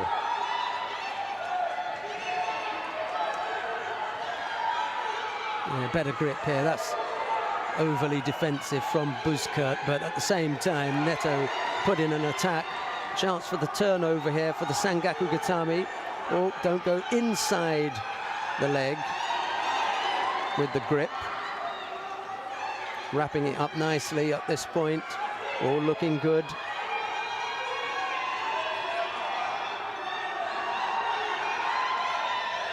I think she trapped the leg, Buzkurt there. Top half, yeah, done. Great work on the ground. Osaikomi called. And now just got to push down with the hips. A little bit high up in the beginning, but she's readjusted now. Nice position. Good spread there, you can see. balance is nice, weight distributed well, and you're not getting out of that one. So, Neto, Priscilla Neto ties things up, 1-1. Good bit of work on the ground, and we haven't seen a great deal of Niawaza, but that was pretty good.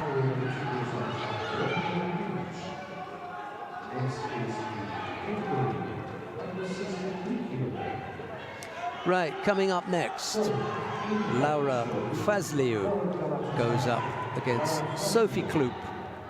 It's Fazliu in the white judogi, Kloop in blue. We continue with the match between Galatasaray and Orléans, 1-1.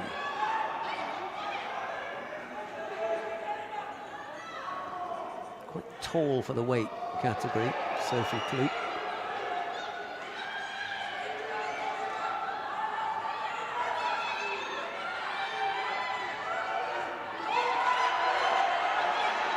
In the middle of the contest area, chance to work on the ground, searching to put the right leg in behind the elbow, defended by Fazliu, and the referee decides you've had enough. Gave you a good chance.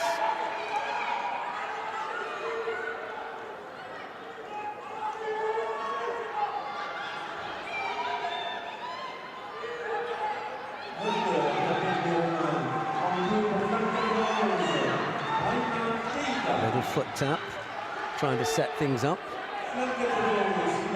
Oh, nice bit of work. I love to see that. Good footwork from Fazliu, who comes up with the score. Hasn't quite been able to free the leg, so couldn't come up with the... She couldn't follow it up with the osaikomi.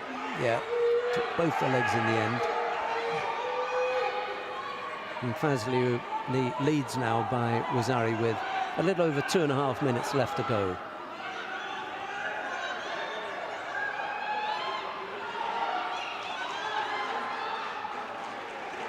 Right arm up near the collar from Fazliu. Left arm on the sleeve, and again she goes over. Spotted that. That's good work.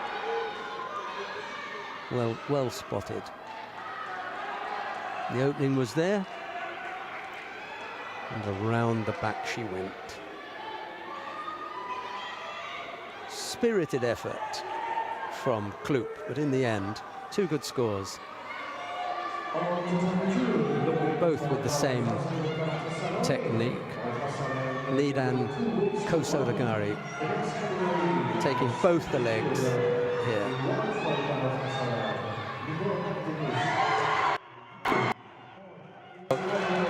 No wasting time here.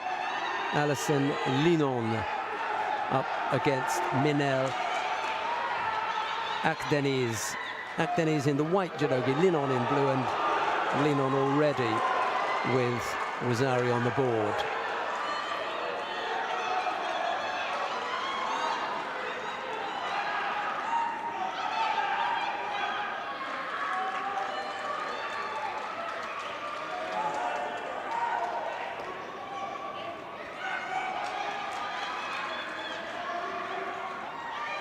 Busy looking fighter, Linon.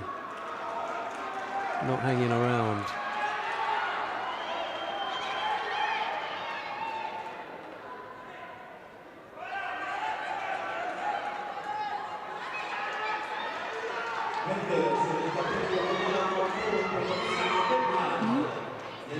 Yeah, reasonable effort from Akdeniz. Le Bestar, le Belgrade et Marc-Catolance sont à égalité à 2 victoires partout. Dernier combat de la rencontre, catégorie plus de 90 kg. En blanc pour le Bestar de Belgrade, le double champion du monde, double champion olympique, Lucas Kerpalek. En bleu pour le 91, Alexandre Idi.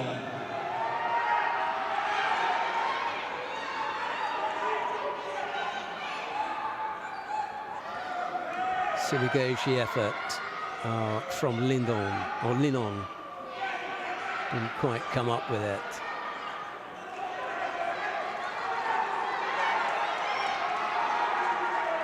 Well, it's just been pointed out to me that we've got the current Olympic champion down on mat number 1 in a 2-2 head-to-head. Winner takes it, winner takes all. So if you want to continue watching this quarterfinal, just click on 2 and you'll see that. But we're going to go down to mat number 1. We're going to pick up the contest between Lukas Kapalik in the white judogi and Alexander Idir in blue. It's Red Star Belgrade up against Flamme 91. As far as the match is concerned, well, it's 2-2. So whomsoever wins this one will take a place, will give their team a place in the semi-final. That's what I wanted to say.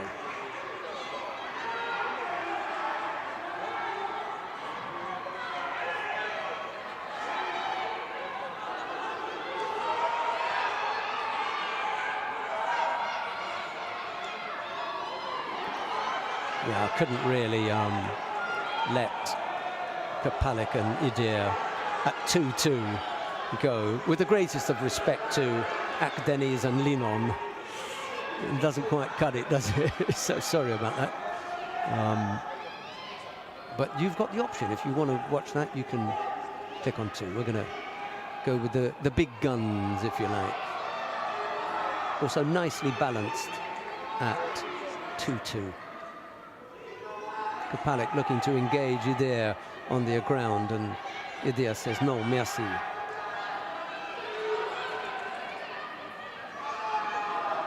But he does pick up a penalty for having stepped out of the competition area. 2:20 odd left to go. Plenty of time. Kapalik wanting to put that left arm around the body of Idir. Idir just moved away and made it more difficult, and Kapalik had to think of somewhere else to put the hand. Still trying to draw him in. You can see how the hands move one by one as he readjusts. Idir a little bit over-ambitious with that attempted Sutemi waza. Never really developed, apart from throwing himself onto his back. Never looked as though he was going to catch Kapalik. And now he's put himself in some danger here. Kapalik part way through the turnover, looking to secure the top half, and then he'll have to free the right leg. Top half is done. Out come the legs. Idir's in trouble here if he gets past the knee. He does. And Kapalik is not going to let him up from there.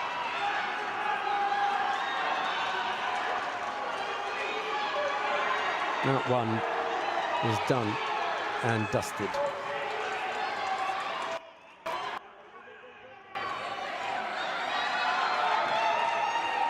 Kapalik it is who brings a 3rd contest to his Red Star Belgrade team. 3-2 win over Flamme 91. We'll just stay to see the bow, the ray between Kapalik and Idir. And we've got time for a replay. And then once these two have bowed, given that that's all the action we're going to see. There you go. We'll go down to mat number 2. We can rejoin the contest between Minel Akdeniz of Galatasaray. She's up against Alison Linon. Linon had scored quite early on in the contest with Wazari. There are 20-odd seconds left to go. Linon has subsequently picked up 2 penalties, but if she stays penalty-free, she'll take it for Orléans and tie things up, because Orléans trail at the moment 2-1. So must win contest. Whoa! Look at that. We're inside the last 20 seconds.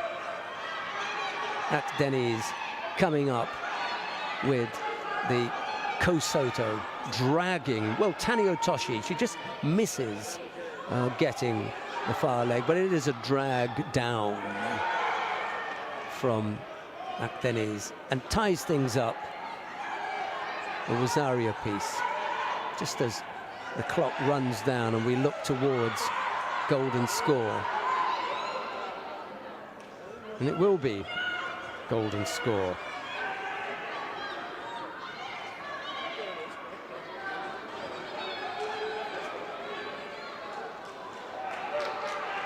And whilst the clock rolls round for golden score, I'll tell you, it will be the first of the semi-finals for the men will be Yavara Neva up against TSV Abensberg. And Golden Gory will go up against Red Star Belgrade.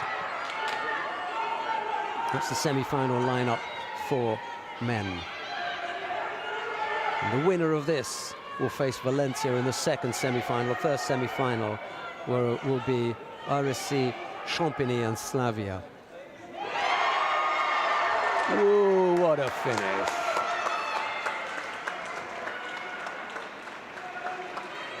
Well, Akdeniz really at least gave us some degree of excitement, but in the end it was Alison Linon who came up with that Ippon Senagi, just dragging her opponent onto her to give Orléans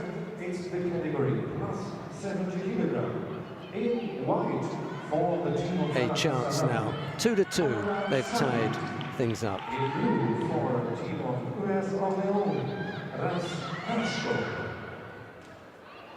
So, to settle things now, Kaira Sayet goes up against Raz Hershko. It's Sayet in the white judogi for Galatasaray and Hershko in blue for Orléans.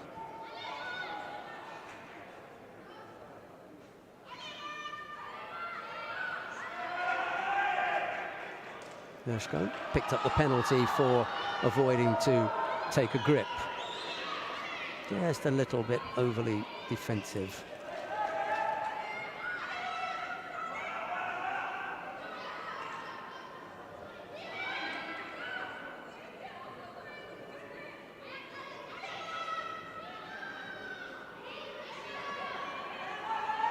Hershko making her way up the ladder in the heavyweight stakes, coming up against someone who's been in the heavyweight division, super heavyweights, with some degree of success. Kaira Sayet.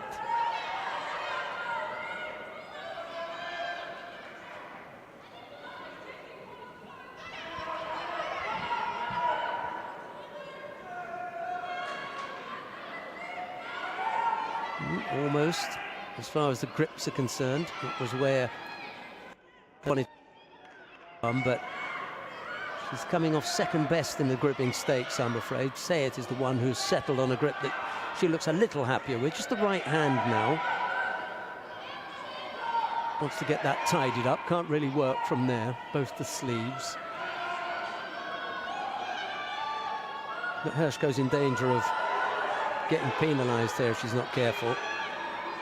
Just looking that little bit defensive at the moment. Needs to get the head up.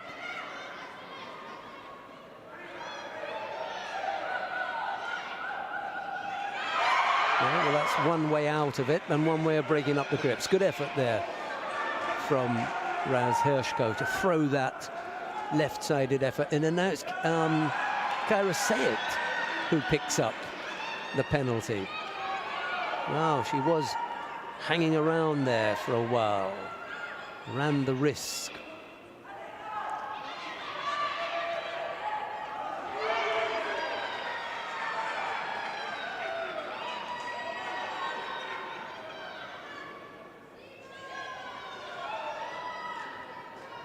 We have not come to the semi-final stage, or the final, or the bronze medal matches.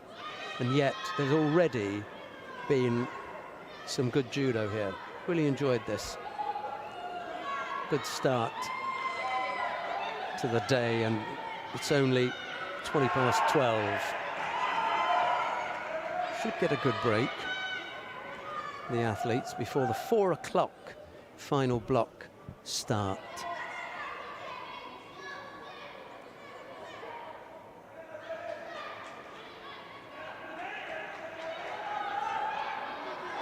Yeah, the steam has gone out of this one, hasn't it? Both athletes look as though they're taking a bit of a breathe, a bit of a push there from Kyra Sayat. The stumble as Raz Hershko looked to come back into the competition area.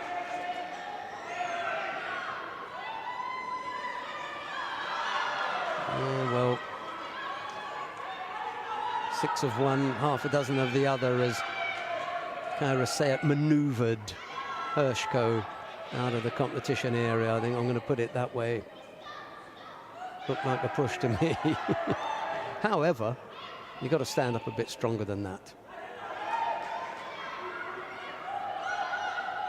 We do use the push in judo to get a reaction.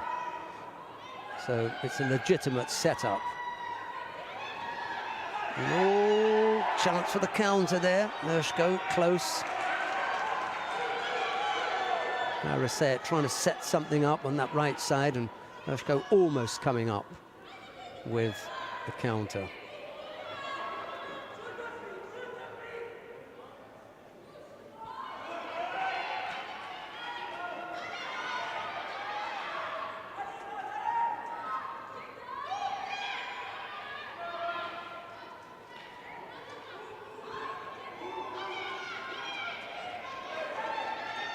Sayat just taking a little bit too long to settle.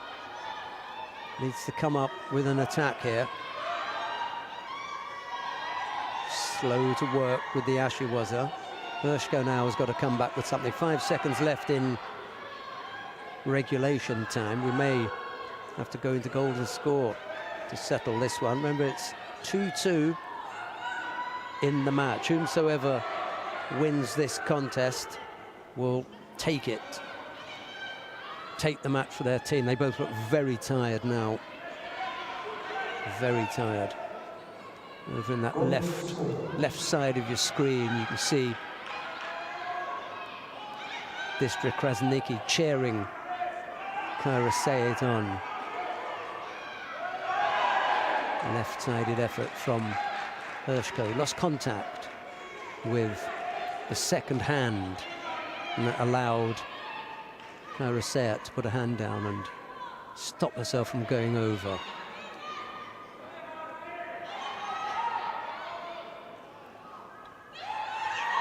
Arm around the waist from Hershko. Chance for the turn. Well, that referee had already called Mate.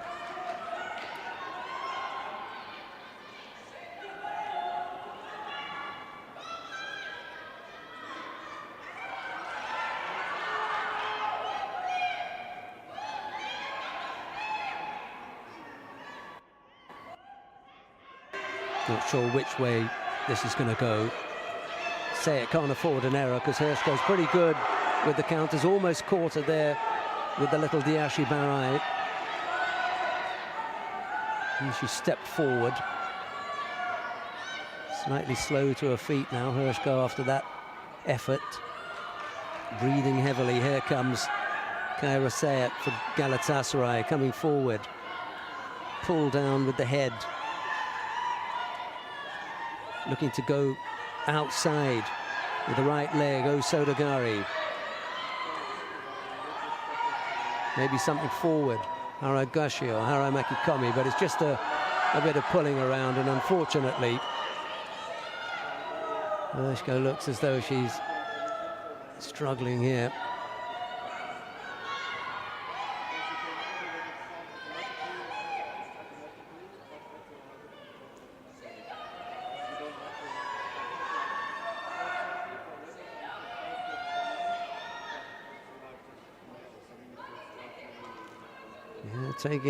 Taking a good rest there. Hershko. I don't blame her. Kyra Sayat chasing you down for 5 minutes. Well, it's certainly been like that in the golden score period.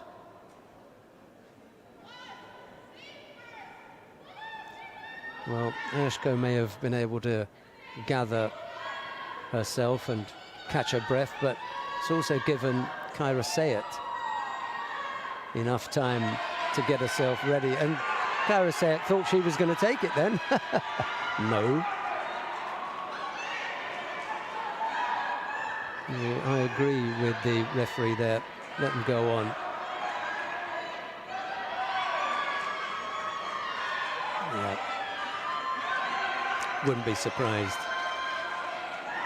Didn't really have Kyra Sayat defending that one. Wasn't the strongest of efforts. Got away with it. Makikomi effort. Over she goes.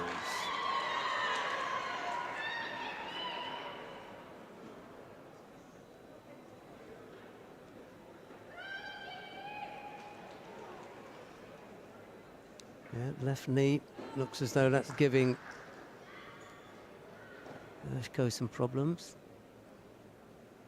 Left knee, was it? Okay, just in the initial action. Kyra Sayat takes the contest, stopped around to make sure that her opponent was okay, immediately called the medical over. But it's Kyra Sayat who takes the contest. We're just having a look to see whether Ershko's got some movement in the knee, whether she gets to her feet on her own. Yeah, she does. Bends at the knee. Manages to stand up. Yeah, okay, and she'll walk off under her own steam. That's good news. Shame that she lost the contest, but the best news is that she's up on her feet and okay. She'll come back onto the tatami to bow off, and then we'll have I think we'll have a short break, won't we? Yeah, a very short break. So the two teams come back on. Galatasaray and Orléans. Galatasaray taking it 3-2. Good match. Enjoyed that. Right, it'll be Galatasaray to go up against Valencia. Okay, we'll take a short break and we look forward to your company when we come back. Bye-bye for now. Now we have a little break for cleaning the tatami for disinfection, and afterwards we continue with the repechage contests. Mesdames et messieurs, après ces quarts de finale, un léger break pour la désinfection du tapis, puis nous continuerons avec les combats de repêchage. Hi, Judo family.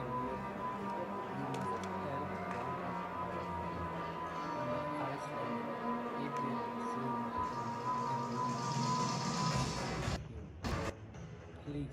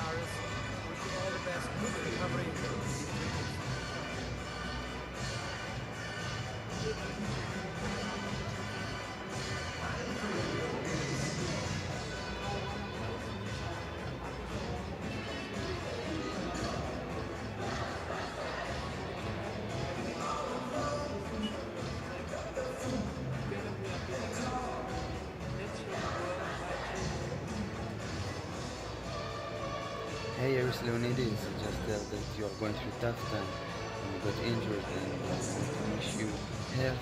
I'm sure that you will win the challenge and you will show everyone the power of Judo, the spirit, and I pray for you to get back to the life that you used to. All the best, my friend. All the Judo support you. Dear Judo family, please help to our friend Aris and donate money to help him recover. Judo is more than sport. Dear Judo family and friends, last year European Championship, Alice Leonidas very seriously injured and she needs our help. Please help us. Aris, you are not alone. Hold on. Hey guys, Judo family, I want to reach out to you for your help. We are all Judo family, and Judo is more than sport. I want to let you know that Aris Leonidas from Greece, who was paralyzed last year at the European Championship, I'm hoping everybody can come together to support him in this time of need. So everybody try to donate for the cause and support your Judo family. Thank you.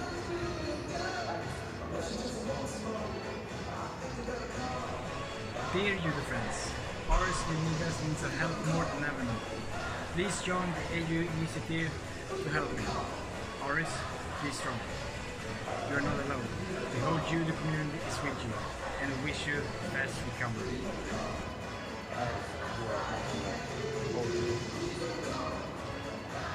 Dear Judo friends, I would like to inform you that our friend, colleague, judoka Aris Leonidas is coming through a very hard period in his life.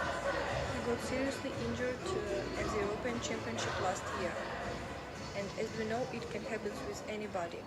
So I just want to ask you to help him with donations for his recovery. It's really important for him. So let's show all the world that Judo is more than sport. All the details at EJU website. Hello my dear Judo family. Our colleague Aris Leonidas has got injured last year. So please help and donate money for his recovery. All details you can find on the EJU website. Aris is so very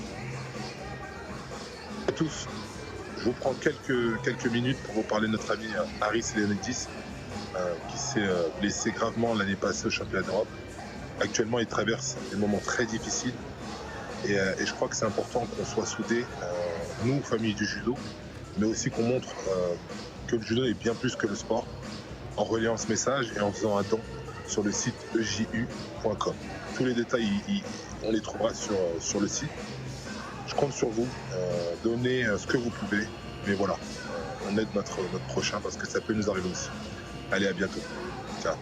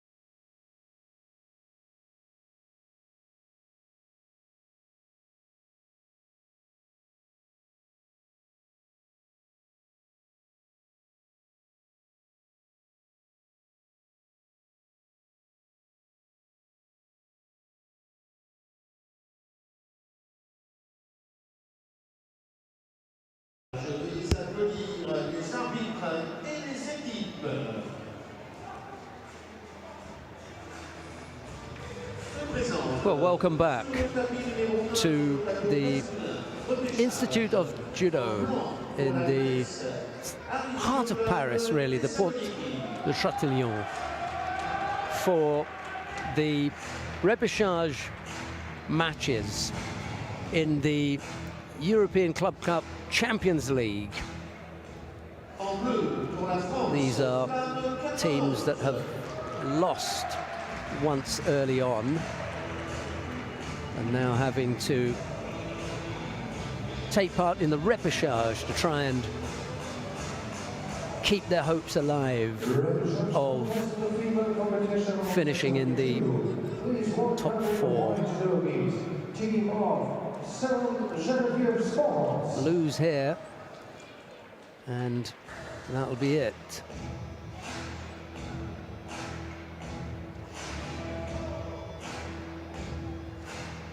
Down on mat number 1, it'll be Thessaloniki Aris of Greece up against Flamme 91. And on mat number 2, Saint-Geneviève against Orléans. Choice is yours. Click on whichever of the mats you want and you'll be able to follow your chosen team. We're going to go down to, I wonder. We saw quite a lot of the men this morning. We didn't see a great deal of the women. And I wouldn't want to be accused of not watching enough women's judo. So let's go to mat number 2. Mat number 2 to see the match between Saint-Geneviève and Orléans. The two French teams going head-to-head here. JC Brival in the white judogi up against Astrid Netto in blue. I think it's only fair, don't you? We'll probably end up watching the men's semi-finals, I'd have thought. So just got to look at the lineup and see what is likely to offer us the best action. And failing that, we'll just roll the dice. Ojigari, strong Ojigari from Netto, comes up with Bazari just about. Have a look. Yeah, just about. Squeeze that one out, did Netto.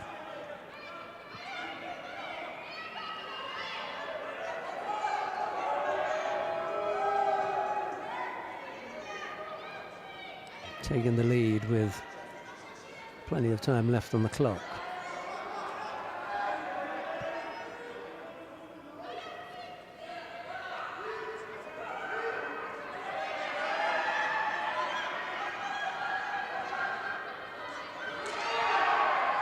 Ojigari just missing out there. Almost came up with the second score.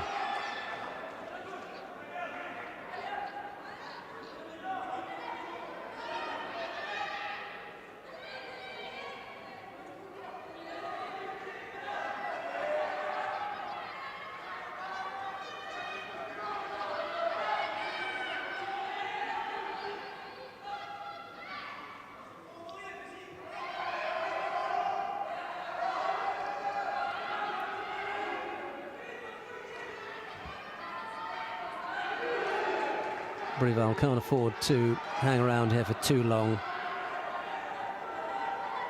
Netto's got a very attacking attitude. He's already scored once. We've still got half the contest to come.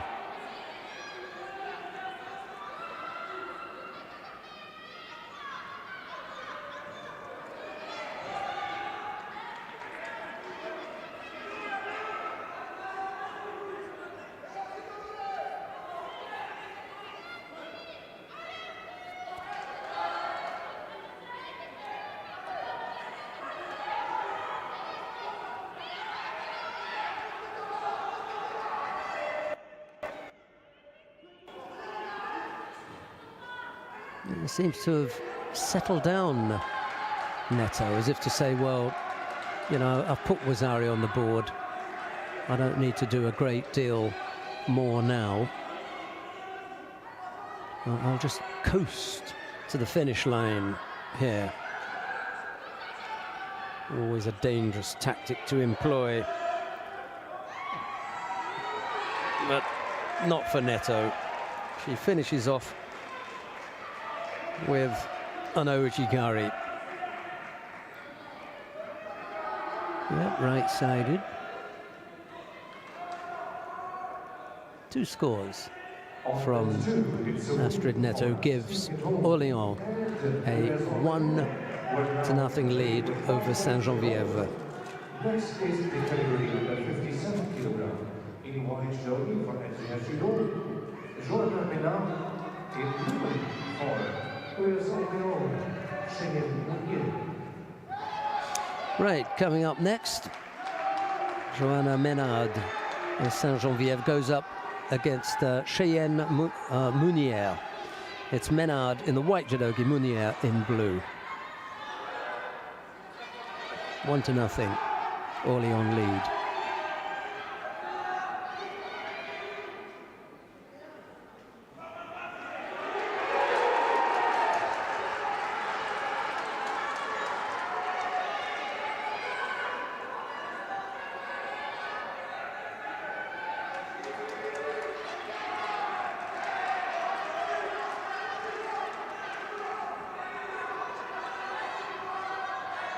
Look to go left-sided, Menard. Whoa, what a finish from Mounière as Menard is coming out of her own attack.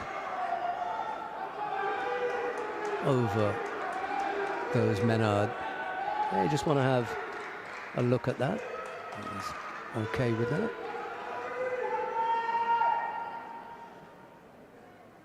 Hard to overturn that.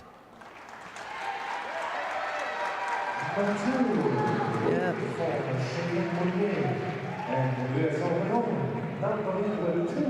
Yeah. Good score. Next is the category of the 63 kg. So, Cheyenne Mounière tying things up, 1-1. Up next,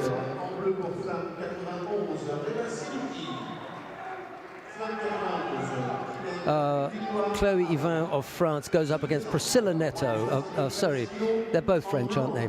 It's Yvain of Saint-Geneviève and Neto of Orléans. Forgot myself.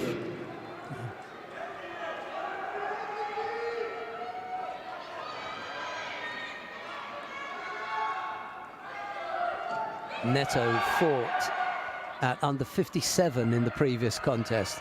It's not often you get to say that. Fighting up at 63 kilos here in this particular contest.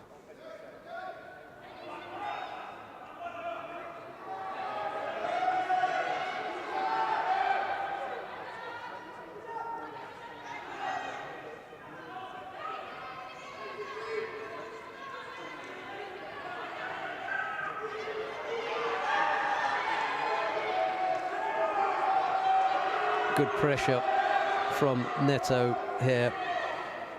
Ivana's got to get both hands on.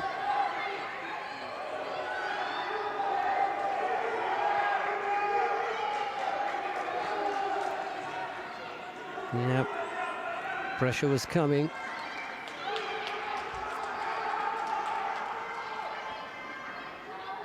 Up against a very experienced competitor in Priscilla Neto.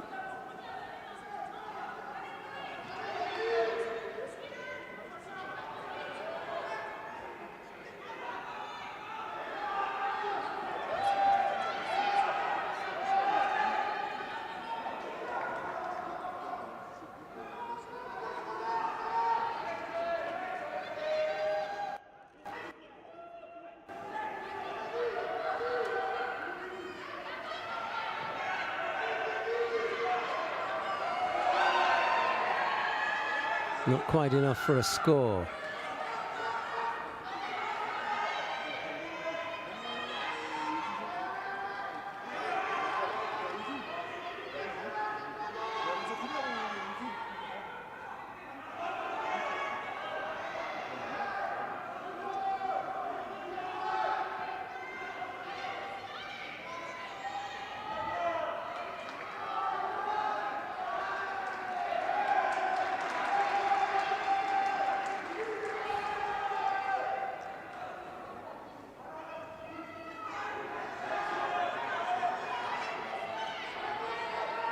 Single Shido on the board against Chloe Yvonne.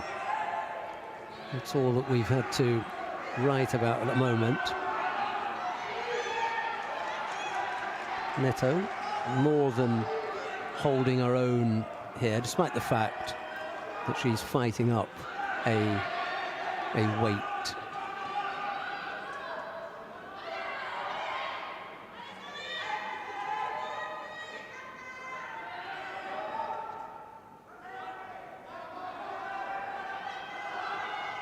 I can't remember ever having seen Neto fight at 63 before, but then I haven't, seen the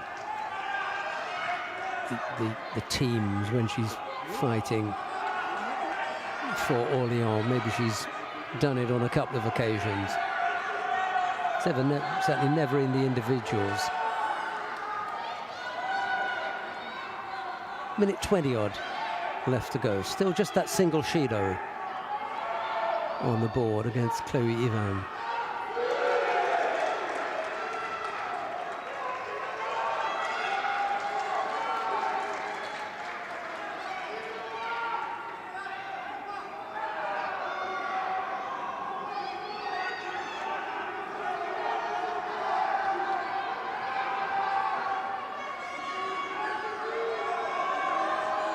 I think I may have given you the wrong information before. I said it was Cheyenne Mounier who had won the previous contest. It was... Yeah, it was. I just put it in the wrong column. My mistake. 2-0. It is Cheyenne Mounier who won it.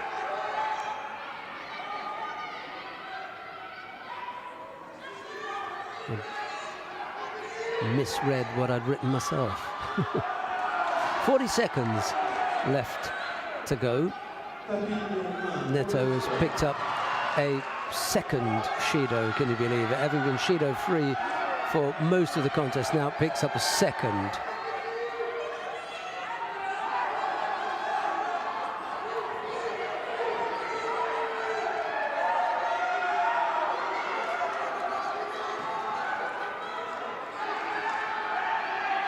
Now beginning with the stronger gripping to put some pressure on.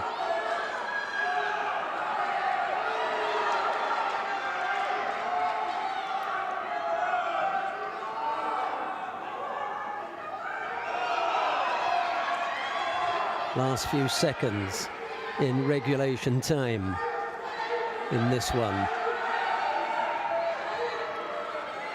No score, 2 penalties picked up by Neto. 1 to her opponent, Chloe Yvonne. Right, we will have a golden score.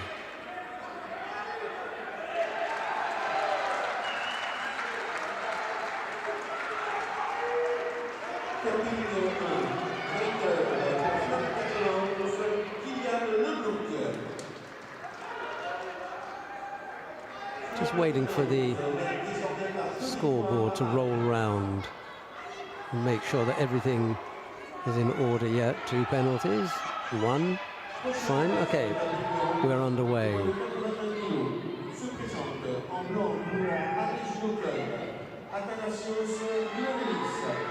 Neto's been able to put some pressure on when she looks busy and just steps up the tempo and the physical presence, despite the fact that she is a weight lighter.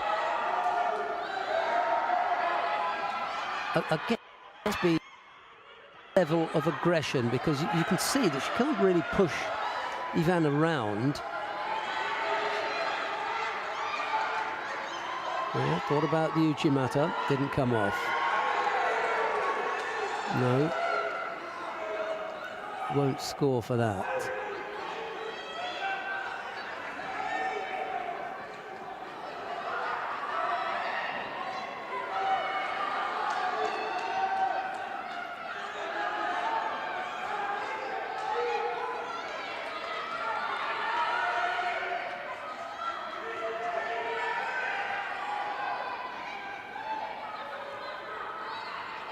We had a minute of golden score, and Priscilla Neto takes another whack to the face. She took one earlier on.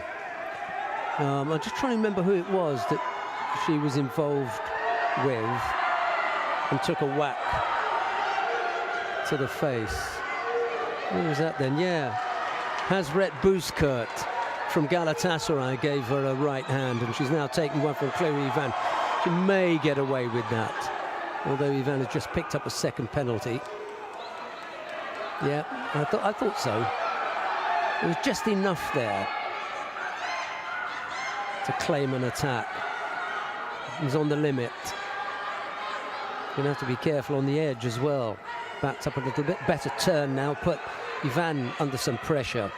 She too turns Neto around. There's an exchange of slightly unattractive foot taps there.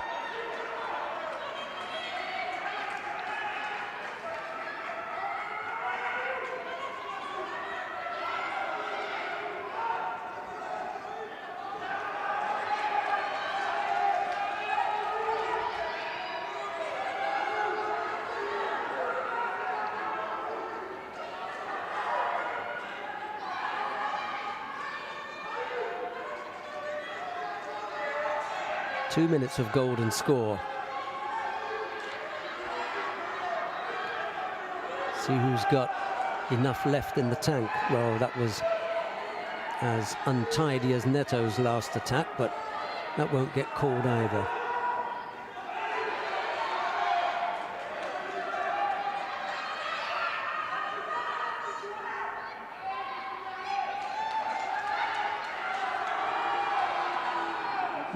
Just about enough, I think. They're not the best attacks, but I don't think they can be called false.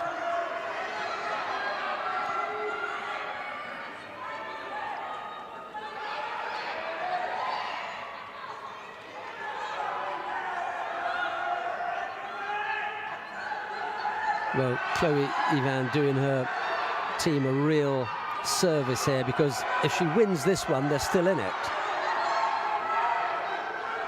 Neto could consign the Saint-Geneviève team to a season of Europa League if Orléans win here.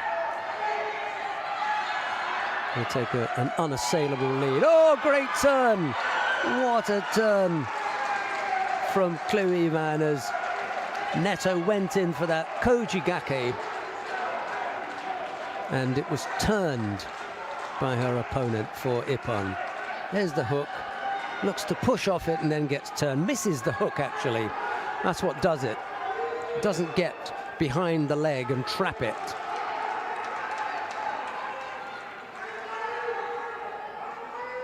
Well, it took a while to come, didn't it? 3 minutes and 13 of golden score, but in the end, what a save for Chloe Ivan as she pulls one back for Saint-Geneviève. 2-1.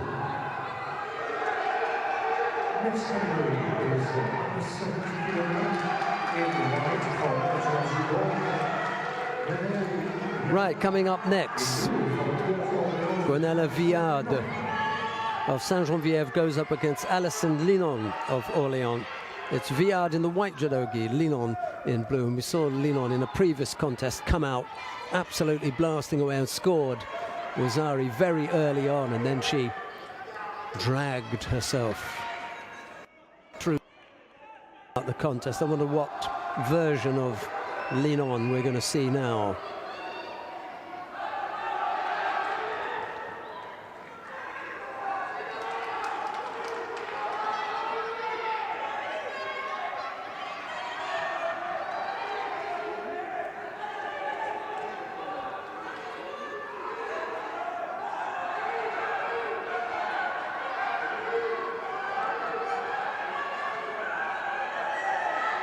Viard needs to get a head up here. Really needs to force the head up, yeah. Despite the risk.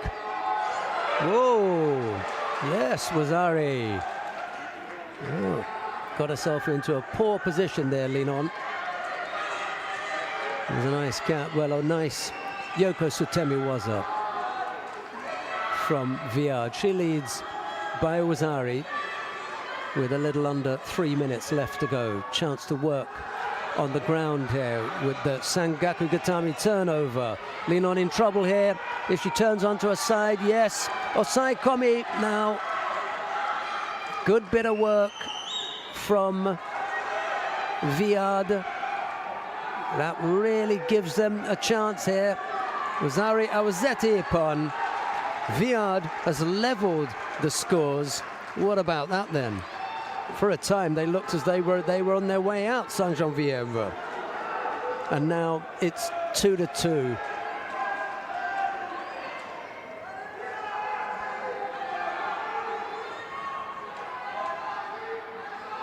Yes, they both came up. They were both back up and standing. So Viard it is who takes it. 2-2. And now the deciding contest. Leah Fontaine goes up against Raz Hershko, or perhaps we should say Raz Hershko goes up against Leah Fontaine. Well, they're both in the super heavyweight division, so it's not a mismatch in that sense. But Fontaine is going to be a tall order to get past.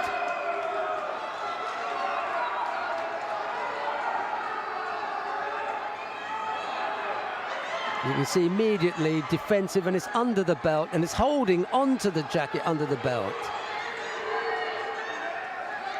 I think I might be as well, but it's not allowed, I'm afraid. It was on the other side of the referee, he couldn't see it. But the commission did, and they instructed him, so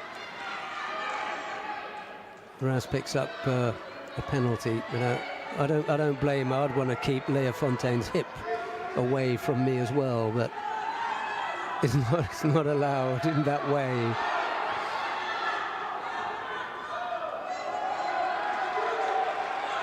Hershko's got to keep Fontaine moving. Can't afford to allow Leah Fontaine to settle. That's not a bad effort there, going across on the right-hand side. Didn't move the French fighter or the Saint-Jean-Vièvre fighter, however. You have to make an effort, and Hershko did. Takes advantage of the break to tie up her belt.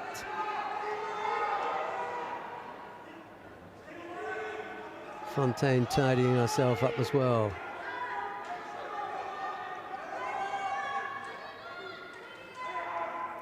And we're ready to get back underway. A little under 3 minutes left to go. Single Shido against Hershko. Fontaine looking the aggressor, if you like, the hunter, as she chases Hershko down. Chase may be the wrong word, but she's certainly threatening her. Another spirited effort from Hershko, and take Hershko's head off there. Looked like a painful back-breaking maneuver as Fontaine pulled against Hershko.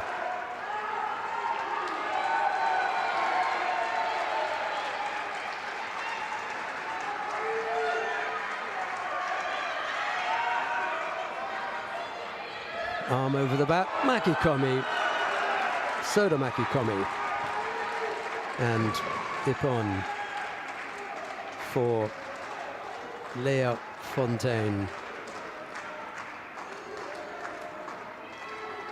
Yeah, you can't be hanging around with Léa Fontaine. You get caught on one of the end of those, and that really is it. Good, really is it. Good effort, however, from Raz Hershko, but you know, Hershko's in the learning process when it comes to fighting the super heavyweights, and she's going to come up against them and the likes of Hershko again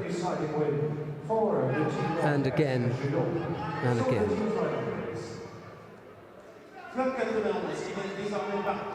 Right, 3-2, the winning score for Saint-Geneviève. We'll see them in the bronze medal match when it comes up.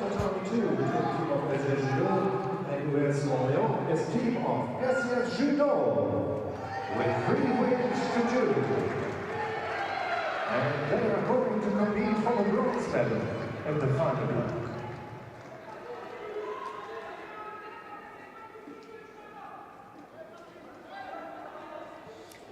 Well, we've still got a bit of judo taking place on mat number 1. We can go down there to have a look and see what's happening there. It's 3-0 that Flamme 91 lead against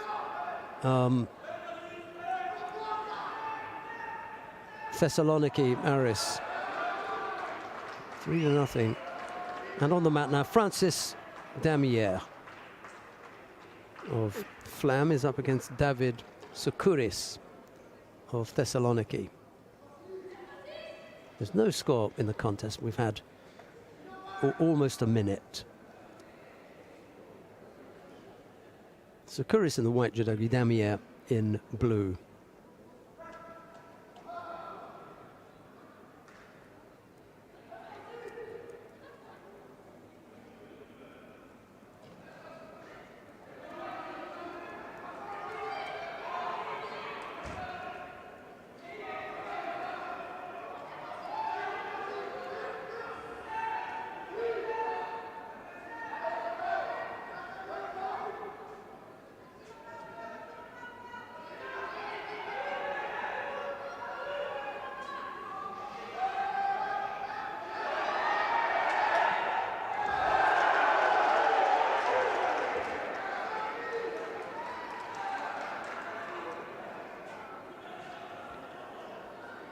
A little bit of excitement there as Damier thought about putting on the arm lock. He was wise enough to know that they were off the competition area. Didn't attempt it.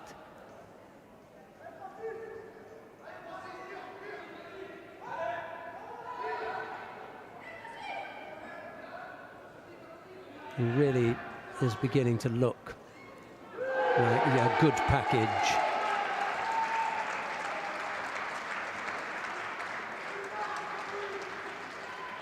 Saw him in the juniors, and he just got the right kind of physique. 90 kilos. Well, if he can keep the weight and hang on there, I think he could be quite a handful. Francis Damier, like him. 4-0. The French lead. I don't think Flamme 91 lead. I don't think I've seen a 5-0. There's always been somebody to come up and. But we are on the edge of that again. 4-0. Shangi Kokari may have something to say about it as he faces Alexander Idir. It is Kokari in the white judogi, Idir in blue.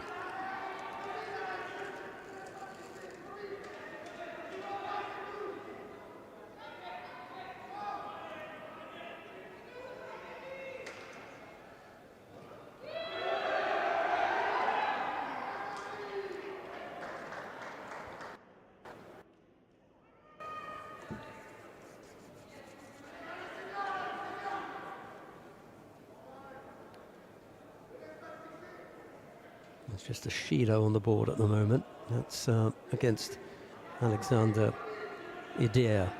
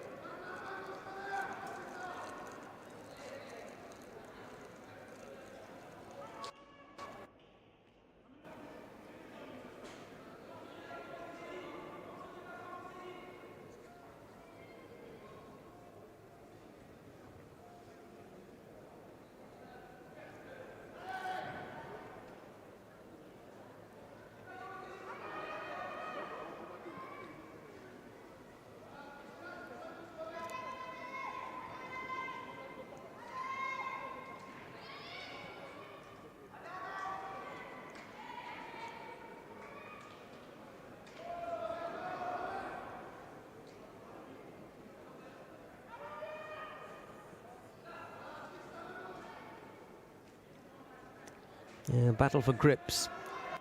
The moment interested in putting himself in harm's way, getting close to Kokauri and maybe offering up the chance for one of those big Uranage counters that Oshangi Kokauri is famous for. Ochigari just had Idir hopping off that to avoid it.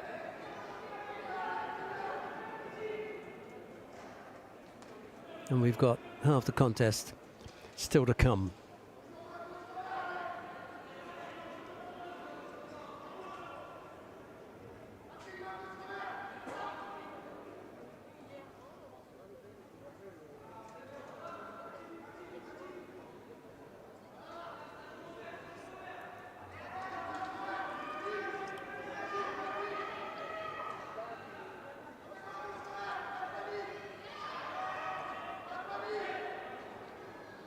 Yeah, Idir's going to pick up a second penalty here. Oh no, it's Oshangi Kokauri for holding on to one side, and the reason that Idir looked bent over and defensive was that Oshangi Kokauri had him in that position on the back of having both hands on one side. Minute 26. Kokauri now joins Idir with a single Shido.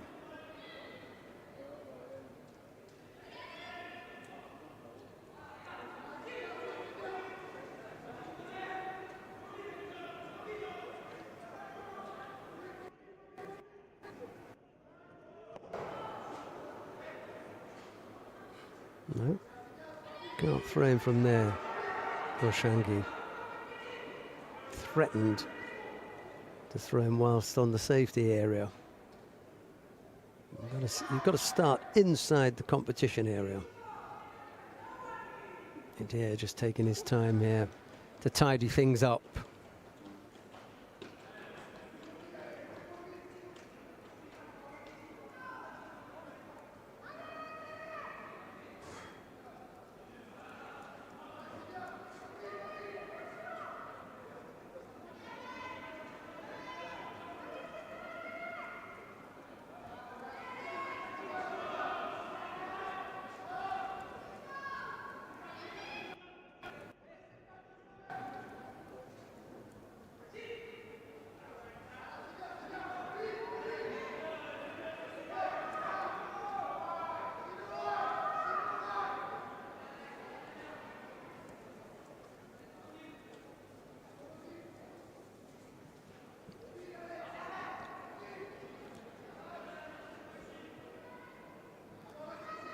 Half a minute left to go.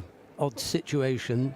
Alexander Idir, with his team leading 4-0, is not that desperate, or doesn't appear to be that keen to try and finish off Oshangi Kokauri.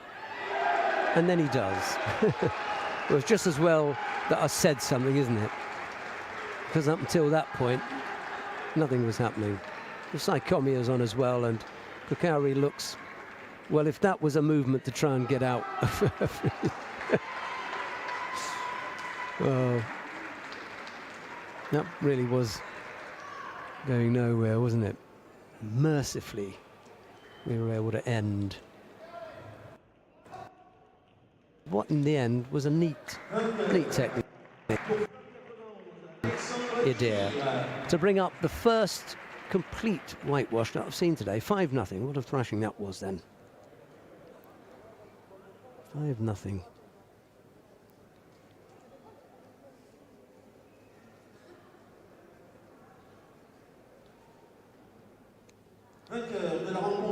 So,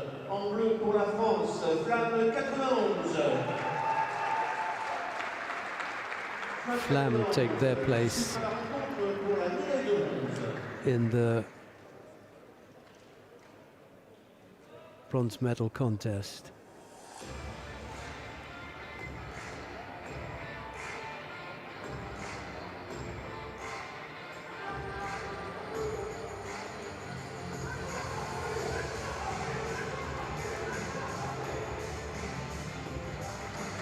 So we've got the semi-finals lined up now. Let's just see who it is that we've got for the men. First of all, I think it's Javara TSV Abensberg coming up on mat number 1.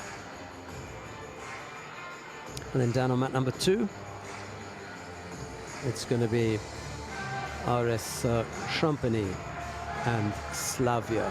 Well, it's back down. Well, we'll stay down at mat number 1 to watch the match between Javaraneva and TSV Abensberg. We saw Abensberg earlier on. I don't think we saw the Javaraneva men. And there's a good reason for that. They had a bye in the first round. Right.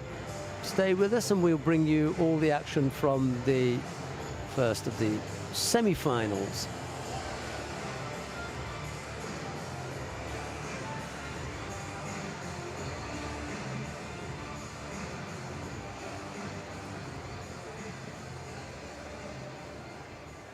Dear judo friends, ladies and gentlemen, welcome to the first semi-finals of the day in the team competition. Maintenant aux premières demi-finales de la journée.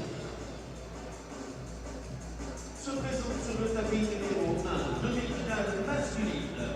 En blanc pour la Russie, Javaraneva Saint-Pétersbourg.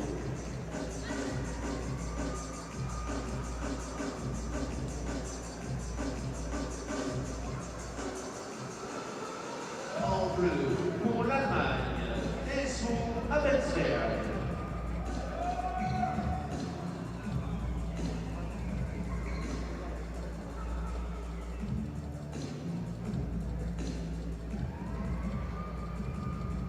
Semi-final of the 22, please welcome in white the team of Let's Start Club Champagny of France.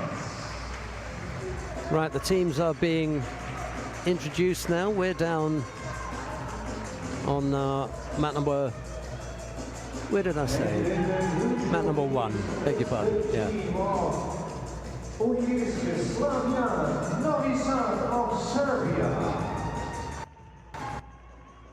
RSC Champagny and Slavia Novi Sad are on mat 2. That's not a bad little team that they're going up against. RS Champagny, Primo, Cornelissa, Dimitri, Eme and Mbairo. Good luck to them. But down on mat number 1, it is Abuladze, Mahmoud Bekov, Karl Musayev, Oganessian and Adamian, Scheibel, Venekold, Cavalius, Neiman and Meyer. We're going to get underway with the first of the contests. First of the contest in this Javaraneva TSV Abensberg match. Yago Abuladze in the white judogi faces Manuel Scheibel On the 22, in blue. category under 52 kilograms. And in white judo, it's Olympic silver medalist with 3 more from Israel. And in blue, from Slavia Morizan, it's Nadezhda Petrovich.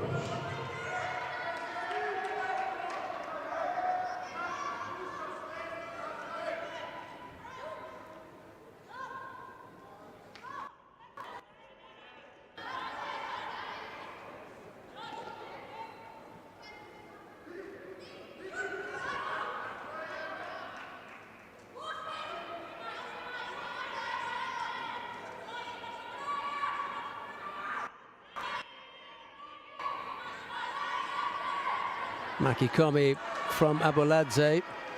He's on the board with Wazari. He's got his right leg trapped up at the moment. And now Scheibel. Oh, that was a neat piece of work. I'd love to have seen what would have happened had they been in the center of the tatami. Scheibel could have developed something from there. Abuladze has a tendency to give his back up when he's completed that makikomi. You have to be careful.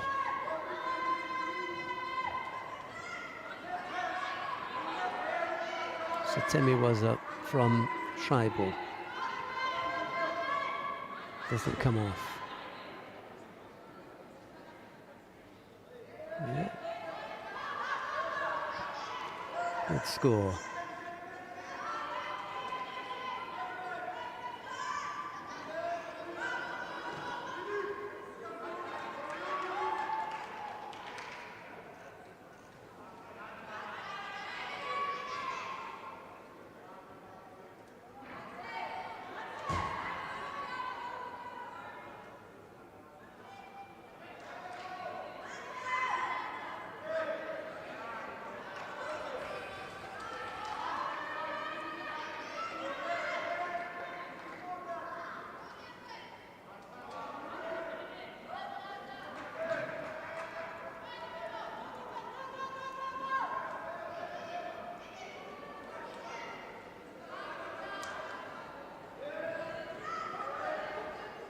Almost found a way to bring off that pickup.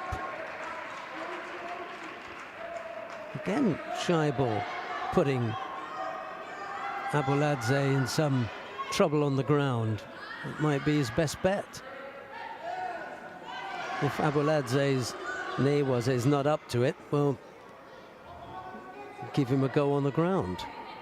We know he's got very dangerous throwing skills, but test him out on the ground, and he picks up a penalty for having grabbed the leg. One Shido, I think he can manage. 1:12 left to go. He's going to have to find a way of working on the ground. He's keen to do that, you can see it, but he runs the risk of picking up a penalty for a false attack if he's not careful. It's got to be a genuine attack.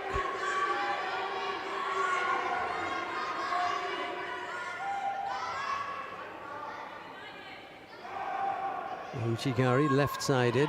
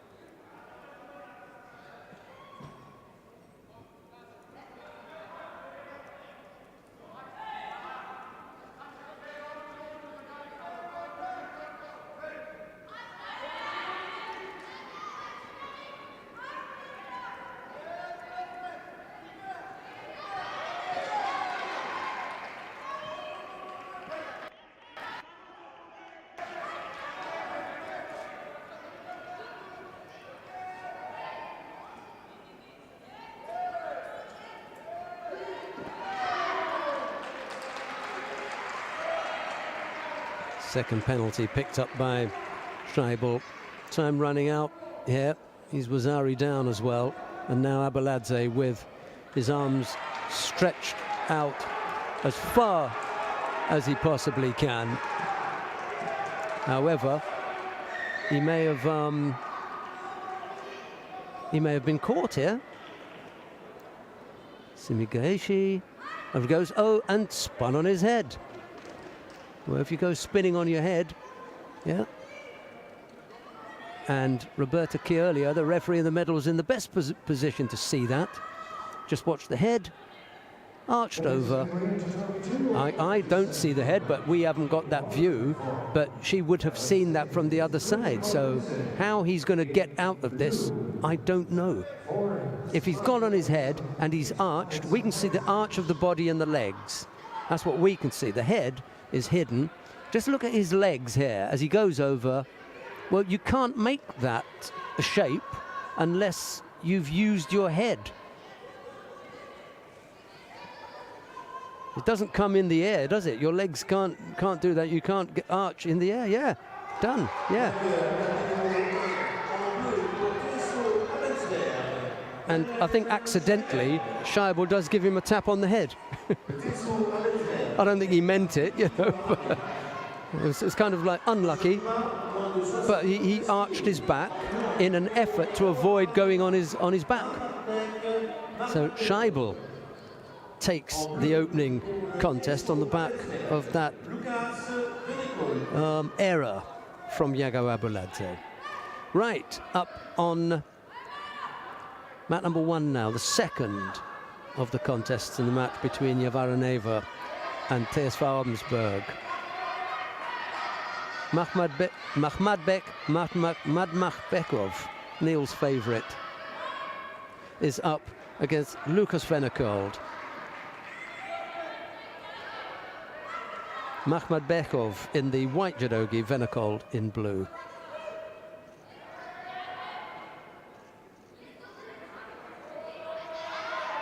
That wasn't the strongest of efforts, was it?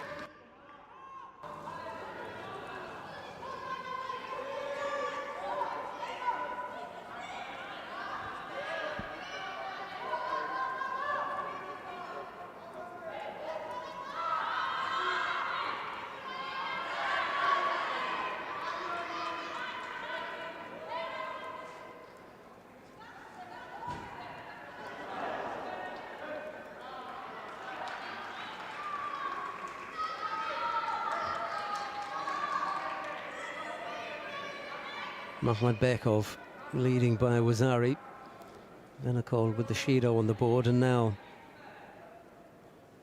it's the man from Javaraneva trying to... Well, he just slipped the head underneath and put himself in a bad position. Yeah, once he'd put the head underneath, the right side was opened up. And Makhmadbekov took advantage of that, came up with the score.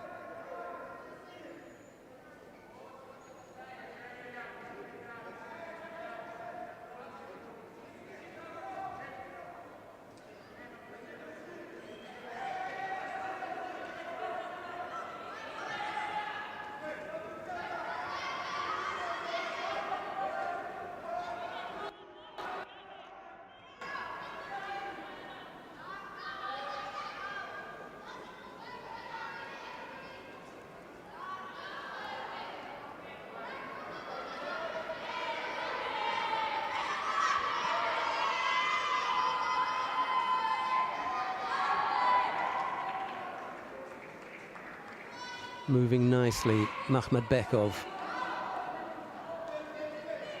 Looking threatening. Not with that, though. It was easily blocked by Vennekold.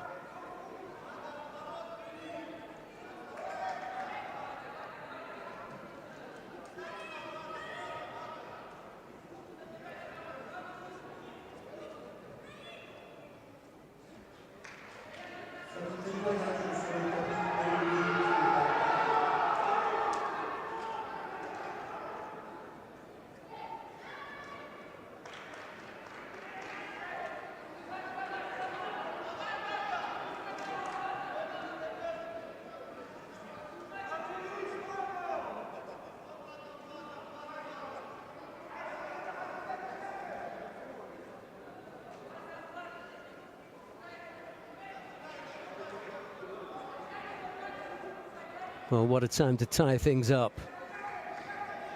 Great bit of work by Venecold. He could be in here, sharp. Oh, if he only kept the elbow trapped. He had to hook in there tight, make sure that he didn't give that up. Unfortunately, didn't work out that way for him.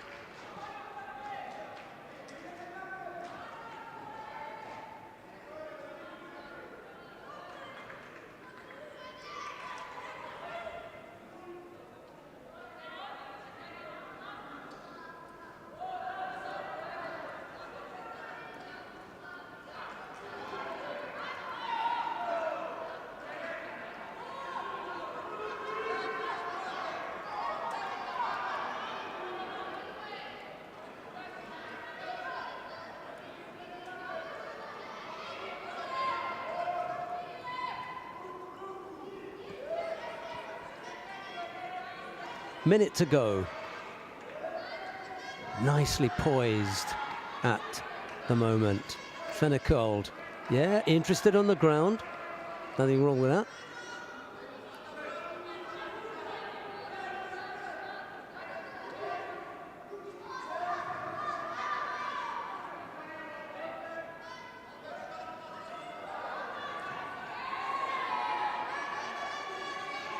I think this is the right tactic from Venecold. Engage Makhmadbekov in Newaza. He's had him there a couple of times. Looks strong. Oh, almost got countered there. Now he's going to be in trouble down on the ground himself. Oh, okay. Managed to get himself out of a tricky position.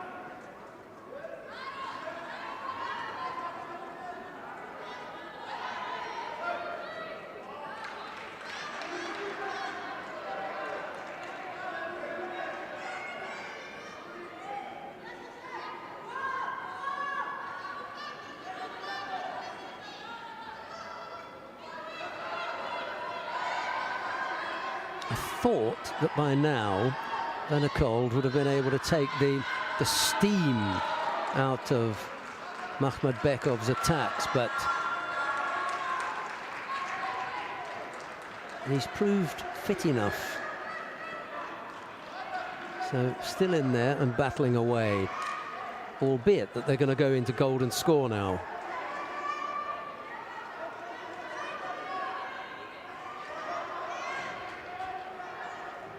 But two, in for the Commentated and Slavia. Now we have one win each in this semi-final. Next is category. This is a huge contest for TSV Abensberg.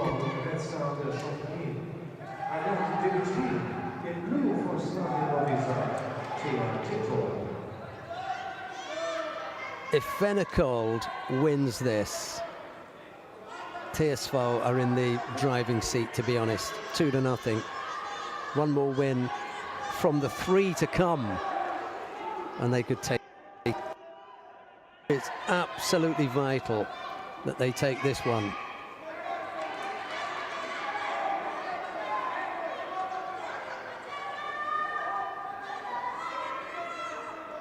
Venecold could be the hero here.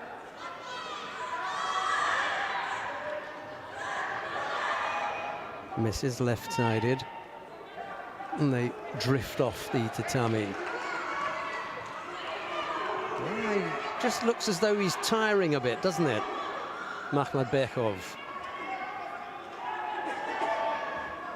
Are we seeing some signs of a chink in the armour?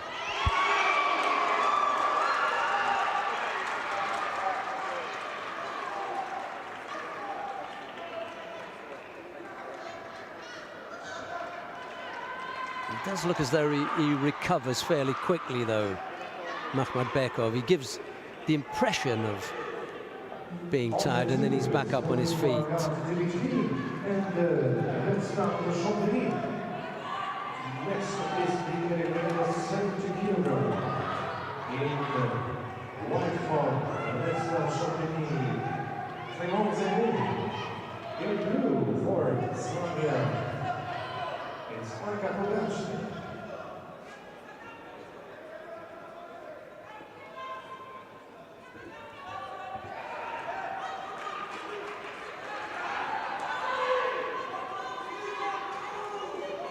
Yep, enjoying this one.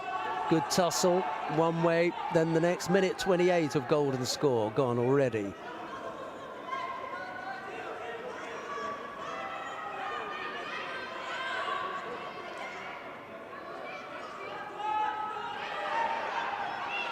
Drop for the Kataguruma. Couldn't quite bring it off.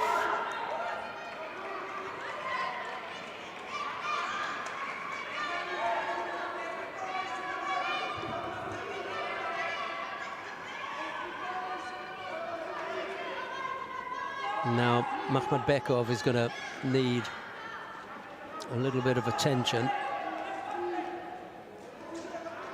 This will give Fennekold a chance to gather himself. Also give the coach a chance to give some advice, some instructions. It's Ivan Radu in the chair for TSV.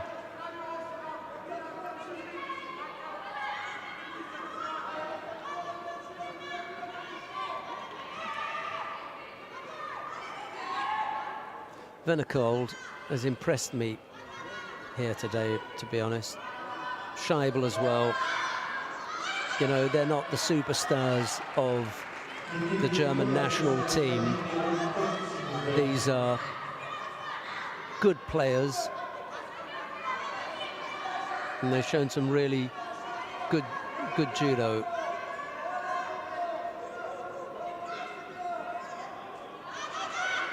Cavalius, those are the three Germans on the team. Then they're joined by the overseas, Niemann and Meyer. Minute 42 of golden score is gone. I'm just going to tidy up a little spot of blood maybe that was on the tatami, and then we'll be able to get back underway. Remember, TSV Abensberg lead by 1-0. And that's why a win here for Lukas Fennekold will be a real hammer blow to Javaraneva. Over on one side, attempted to pick up. Yeah, chance to work on the ground now. Not the best entry, wasn't going anywhere, blocked by Makhmadbekov, and Fennekold gave it up. Really nice movement from the man from Abensberg. Again over on one side, and again exposing himself on the ground. Fennekold not able to take advantage and really attack him down there. Looking a bit ropey is Makhmadbekov when it comes to the transition. Stand Newaza. Not interested in anything on the ground himself, Makhmadbekov, not unless it's on the arm. He's had a couple of goes at Fennekold there.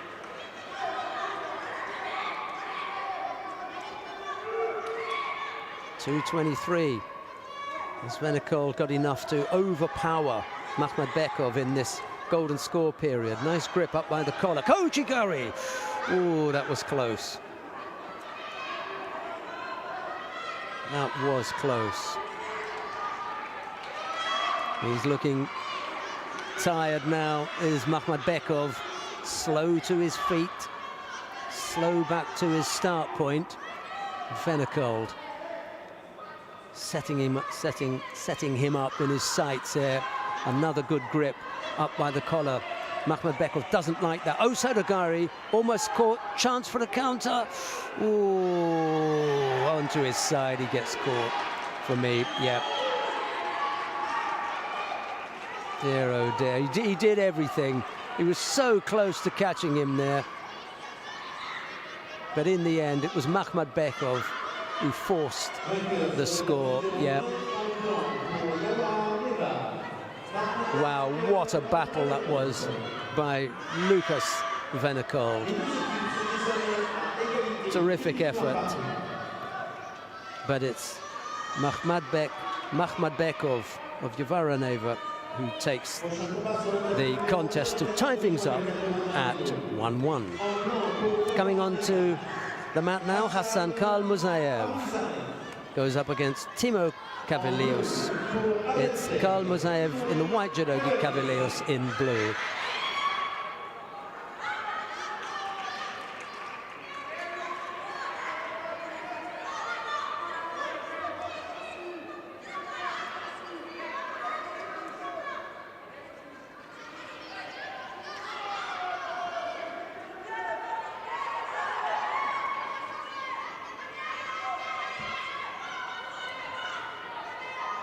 Well, Vanderkold had TSV Abensberg so close to a win there. And now Cavalios has got a mountain to climb to try and overcome one of the Yavaroneva favourites, Hassan Kalmuzayev.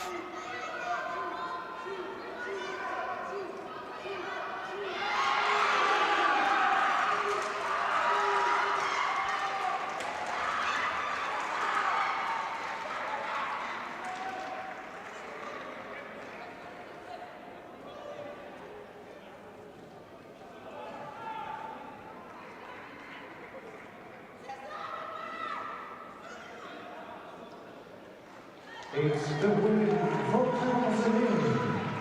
And the third win for the team of Red Star Club de Champigny. Oh, second penalty picked up by Cavalios. Can't see this going the distance now. Almost, well over 2.5 minutes left to go. Going to be very difficult to keep from picking up a third penalty.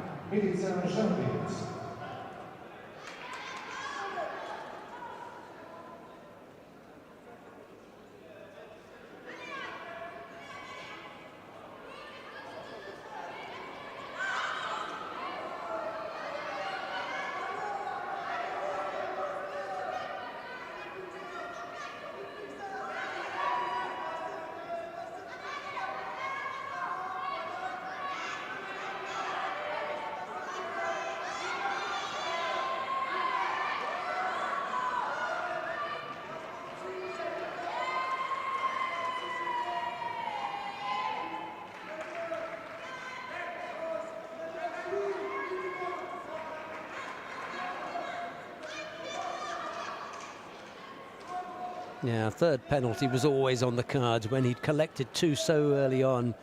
Kalmuzayev not asked to put himself out at all there. Pity. 2-1 now.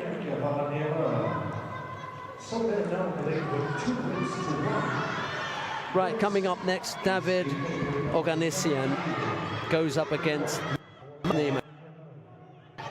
It's Oganessian in the white judogi, Neiman in blue. I can't help but that, but they've got that in brackets there. Don't know why they've done that. Anyway, Oganessian in the white judogi, Neiman in blue.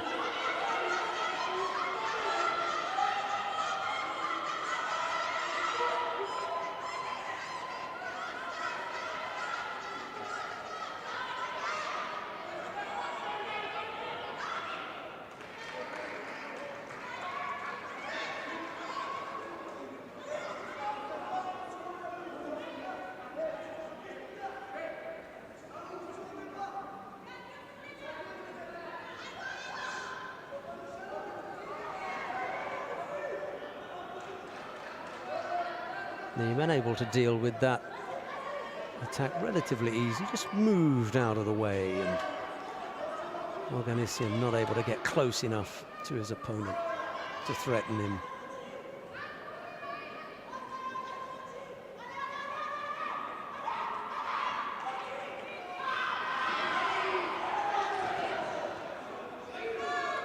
Neiman spinning out of that. The shimmy would have been across the face anyway.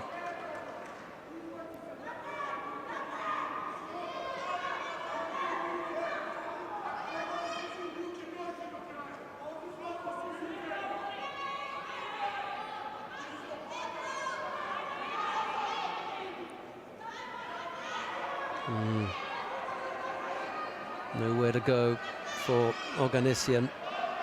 You'll want to get out of there. You can see where he wanted to go, off the competition area.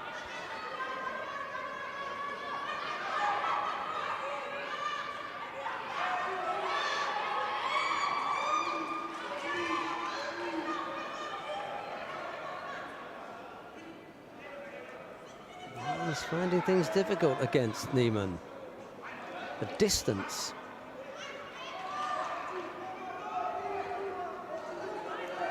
Is troubling him.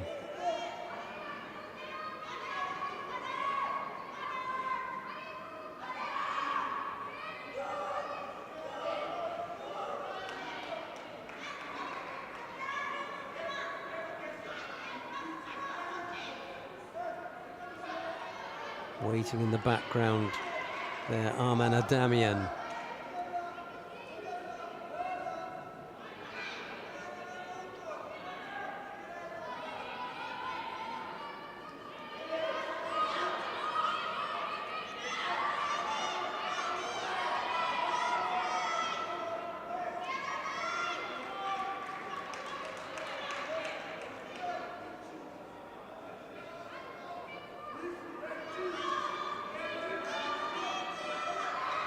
Sumigaeshi on the edge of the mat.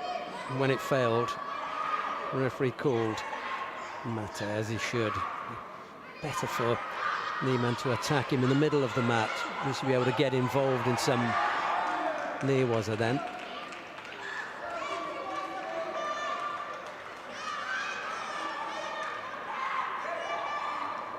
Makikomi effort failed completely there, lost complete contact with the arm.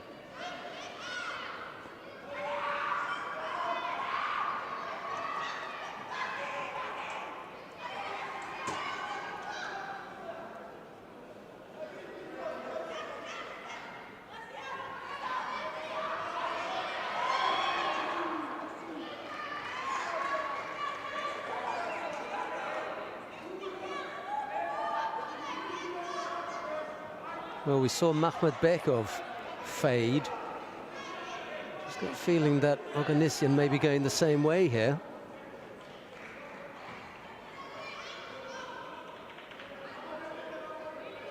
Yeah, just hanging on to the belt for a little bit too long. Slightly over defensive, keeping Niemann at bay.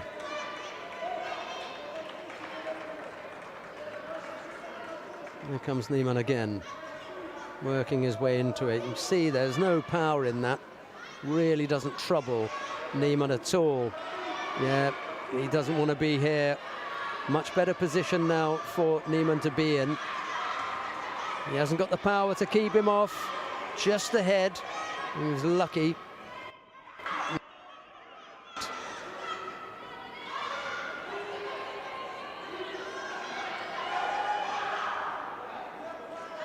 And even when he fails on the ground, his defense is so good that Niemann doesn't look threatened. He doesn't give up anything.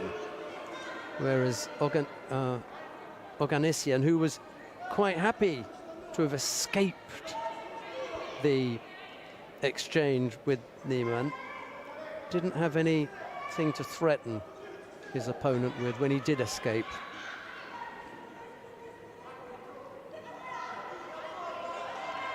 Last few seconds in regulation time.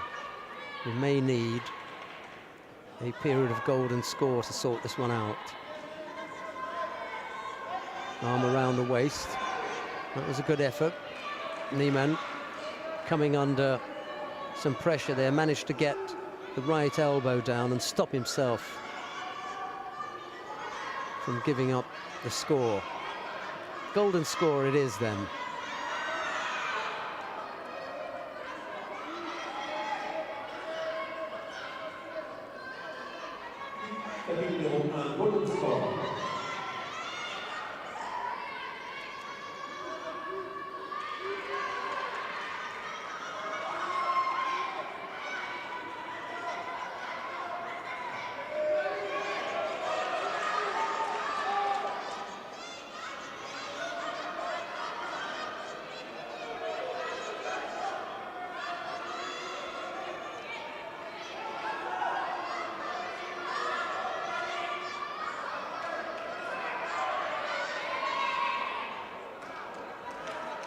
2.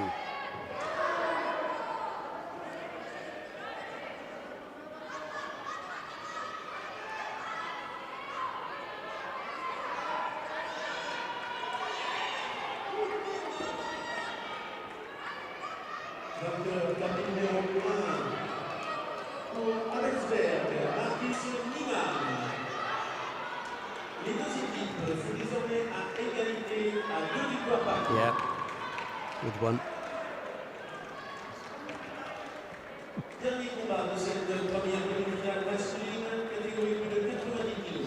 Right, well, here comes the deciding contest in the match between Javaraneva and Tersval Abensberg. Arman Adamian goes up against Roy Meyer. It'll be Adamian in the white judogi, Meyer in blue.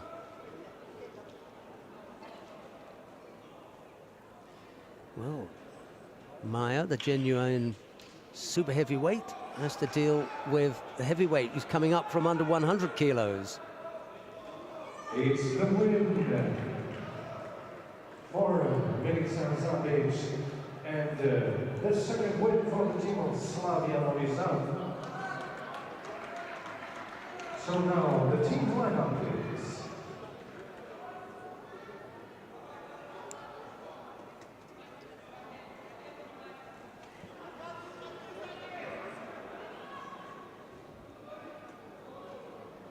Winner of the semi-final between the club of Red Star Club de Champigny and the club of Slavia Novi Sad. The longer they're on the mat, the better it is for Adamian, to be honest.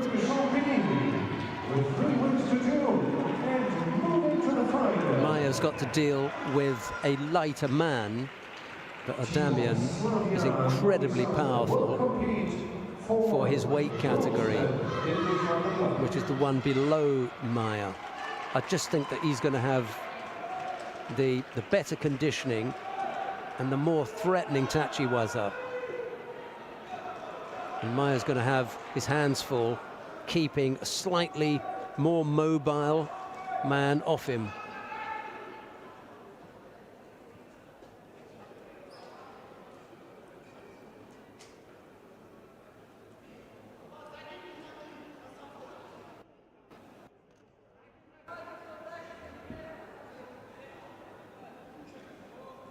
Yeah, nice grip. Manages to put in an attack, but then falls to his knees.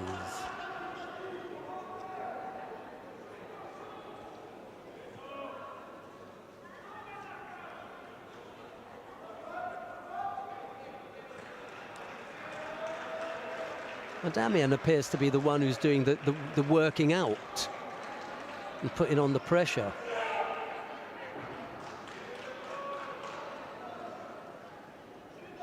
And Meyer's picked up the penalty for the overly defensive posture. He's trying his best to keep Adamian at bay. In the women's team competition, please welcome in the white judogi, team of Valencia Club de Judo. Yeah, he's wandered off the mat again here for me. Uchimata. Adamian hadn't attacked him yet. He put him under pressure on the edge, but he hadn't attacked him. Oh well, he gets away with that one.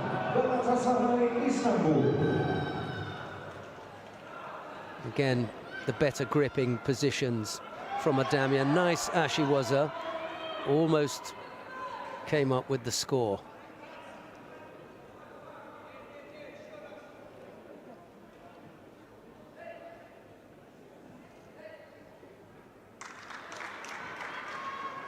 Attempted turnover. It's a big man and a strong man to try and turn over Roy Meyer.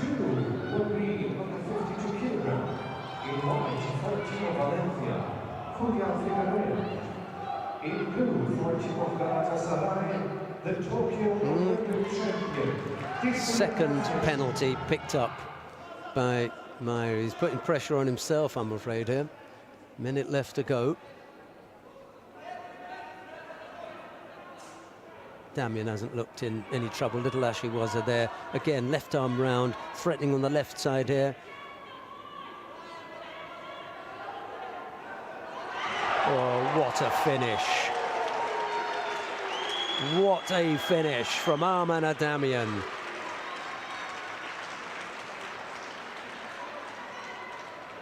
And this is a heavyweight throwing a super heavyweight, making it look so easy. What a job. And that ties it up for Yavaraneva. He comes back with the save for the team from Russia. 3-2. They win it in the end, when TSV Abensberg could reasonably have felt that with the big man bringing up the rear for them, that they would take it. Well, that wasn't the case. Arman Adamian came up with the win, 3-2.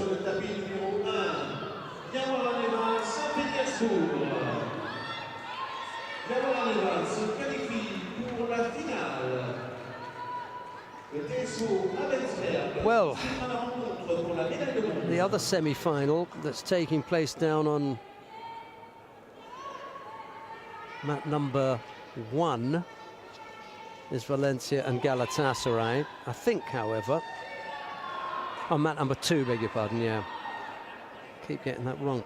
I think we're going to wait for the arrival of the other semi-final on mat number 1. In the meantime, we'll have a look and see what's happening on mat number 2. That's Yulia Figueroa of Valencia. She's up against Distria Krasniki of Galatasaray. Figueroa in the white judogi, Krasniki in blue.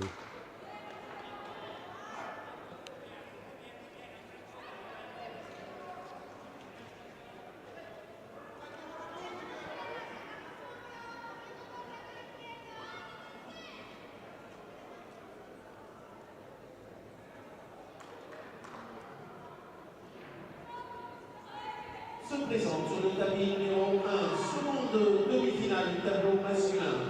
En judogi blanc pour la Géorgie, Golden Gori.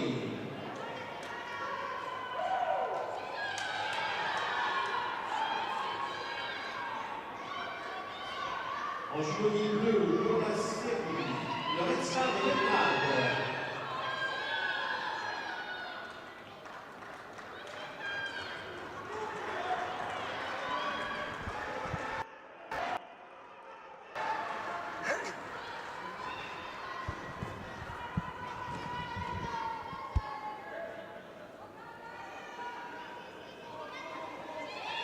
An effort from Figueroa. You can hardly recognize Figueroa with that short cut splash of blonde hair now.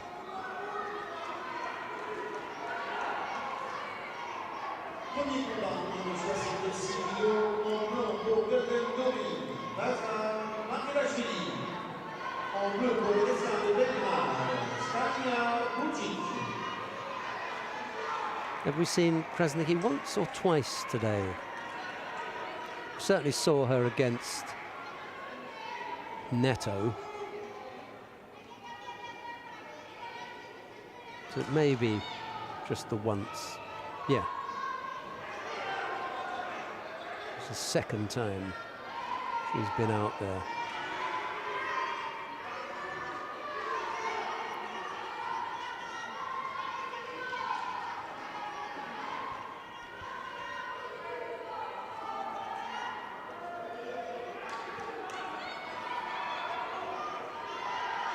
Better position there for Krasniki.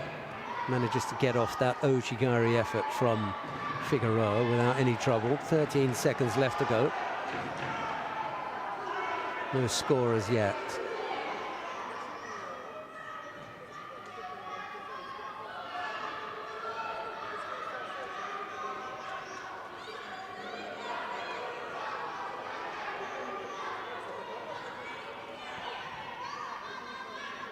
Well, we're going to need a period of golden score to sort this one out.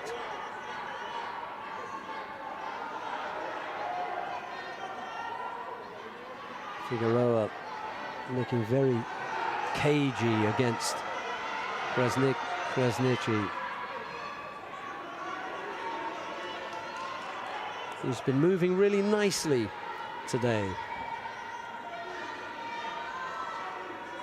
Really looks fluid and almost effortless.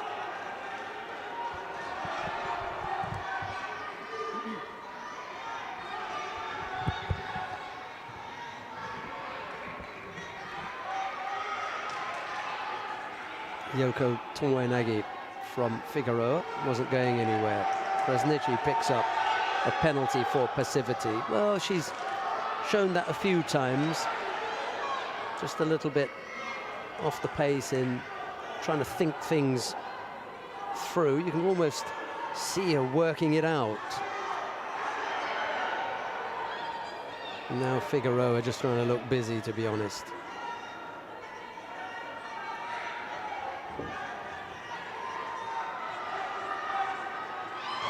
Whoa. When she works it out, she really does. That was a super Uchimata from Krasniqi. Look at that. Nice handwork as well. Just watch the hands here.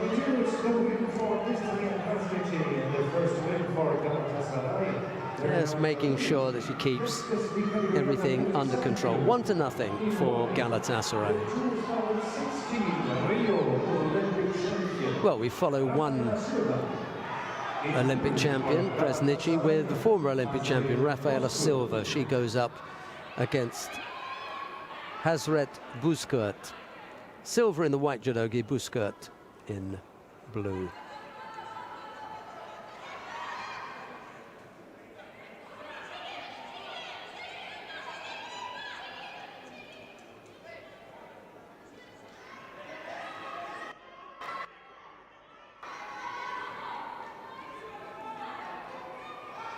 Buzkurt picked up a penalty for stepping out of the competition area. Wasn't a great deal that she could do. Such strong pressure from Silva on the mat edge. Buzkurt probably thought better about trying to come back in and come on to some kind of technique. She kept one foot out of the competition area and ended up picking up a penalty.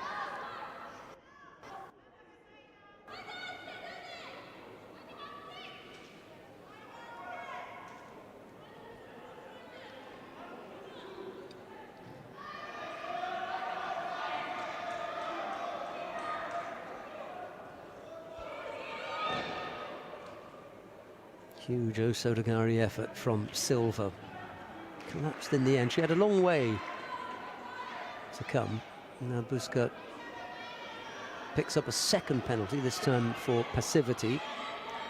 Well over 2.5 minutes left to go, and you know my thinking on that. That's just too long to avoid picking up a third.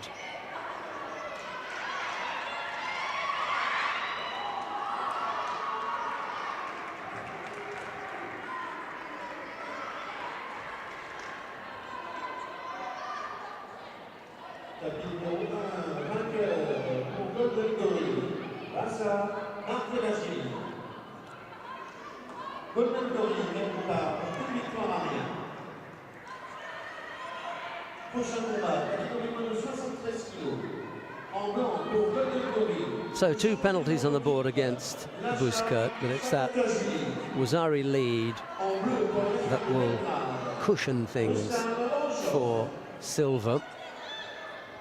Galatasaray having won the first contest. They lead at the moment by 1-0.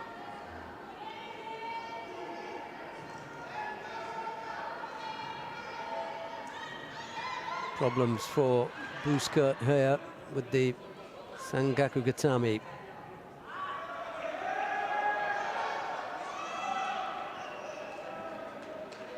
Not going to come out of here. Second piece of Newaza managing to trap Hazret Buzkurt, and Rafaela Silva ties things up at 1-1.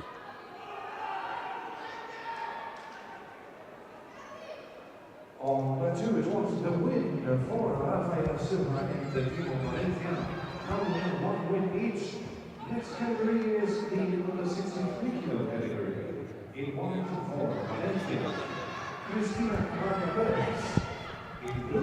Right, well, we're going to jump down to mat number 1, because in the semi-final, down on mat number 1, Golden Gory against Red Star Belgrade. Margvelashvili, Vaza Margvelashvili won his first contest. So they lead 1-0, and on the mat now, Lasha Shavdatuashvili is up against Rustam Orozhov. It's Shavdatuashvili in the white judogi, Orozhov in blue, and you can go back and have a look at the number of times these two have gone head-to-head and where, if you like. It's a win for Laura Vasilor and the team of Galatasaray, now in the lead with 2 wins to 1. Next category of the 70 kilogram in 1-14 Valencia, Maria Hernandez. In blue for Team Galatasaray, Ian Agdis.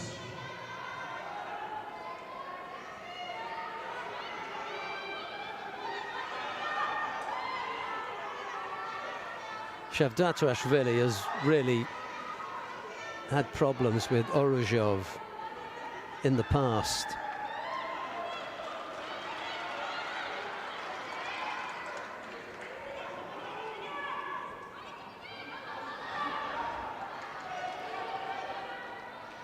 He's always found it difficult for some reason to go up against Orozhov, and has only ever beaten him twice in all the times that they've gone head-to-head. So he'll be a little bit... he won't have looked forward to this one. However, on the last occasion that they fought, it was a year ago, at the European Championships in Prague, he did win, but up until then, he was really struggling. You know, he's always had trouble with him. Anyway, he's the current world champion, so what's he got to worry about? Shavdatuashvili, 1 to Orozhov. He goes over on the left side and scores.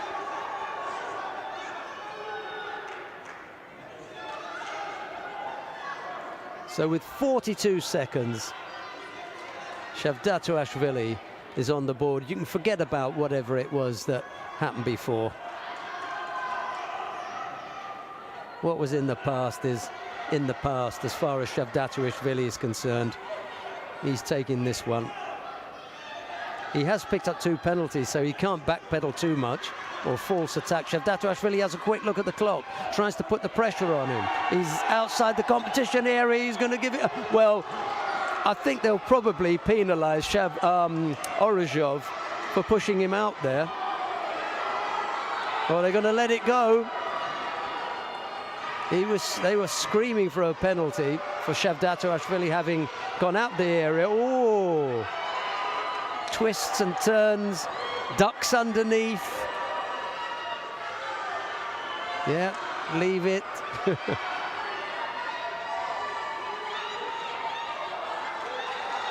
And maybe with 1 second left to go, Shavdatuashvili for avoiding. Well, all he's done for the last few seconds has been to avoid him.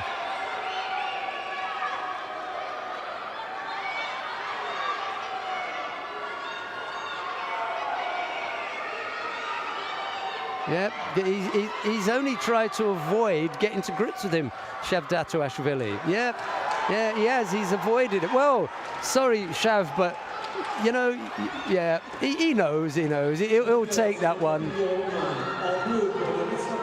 Well, you have to fight him. You can't avoid him all the time. You came up with the score, and then you spent the rest of the time running from him. And Orozhov was trying to close the gap, chase it down, engage, get both hands, and Shav decided, no, I'm not having any of it, I'm off. Orozhov takes the contest. Right, on the mat now, Vladimir Akhalkadze goes up against Zebeda Rekviashvili. It's Akhalkadze in the white judogi, Rekviashvili in blue. And imagine if Rekviashvili does the unthinkable and beats the Golden Gory team. He won't be welcome back in Georgia in a hurry, will he?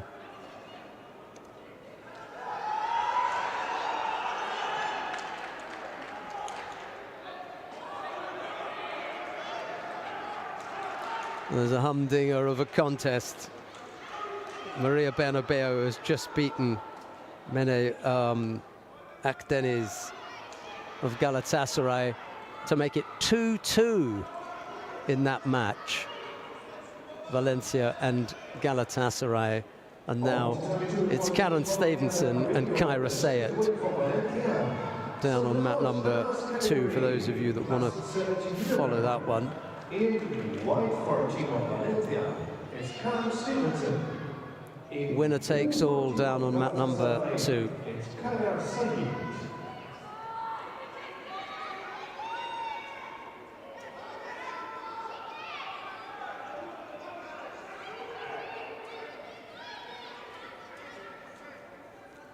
Zubaydah could be the spoiler here.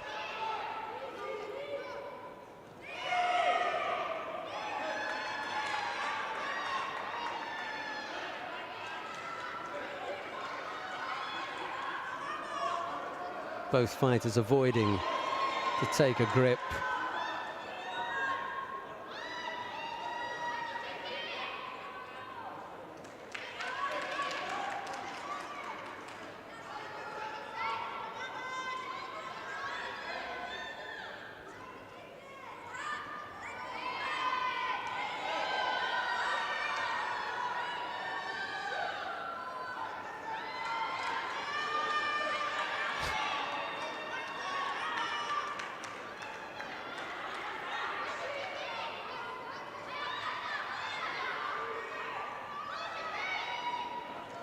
Thought about the little Kataguruma, but without the hand to leg, after he'd failed with the Marotti Seanegi.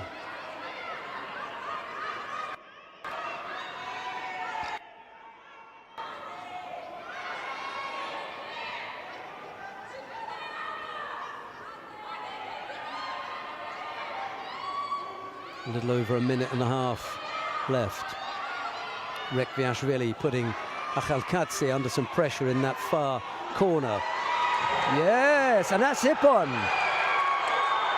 Great finish from Rekviashvili. As I said, no oh, no prize if he goes to Gori next week, because he's just made it 2-1 for Red Star Belgrade with a spectacular.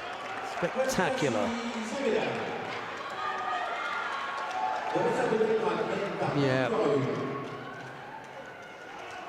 That action, that wheeling over the shoulder action.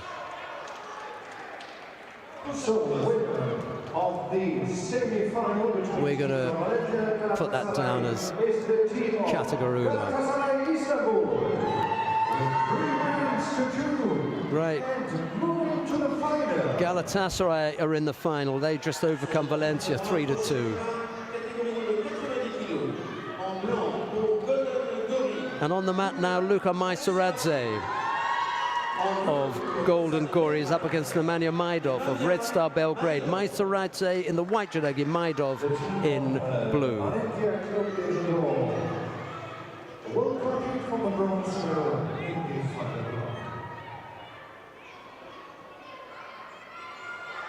Even if Maisaradze was to win this one, I think there would be problems, because I don't know if you remember, those of you that were watching earlier, but Gela Zalishvili had a knee injury in the previous contest, and when he was walking out a little bit earlier on, just before they came to the tatami, Zalishvili looked a little bit,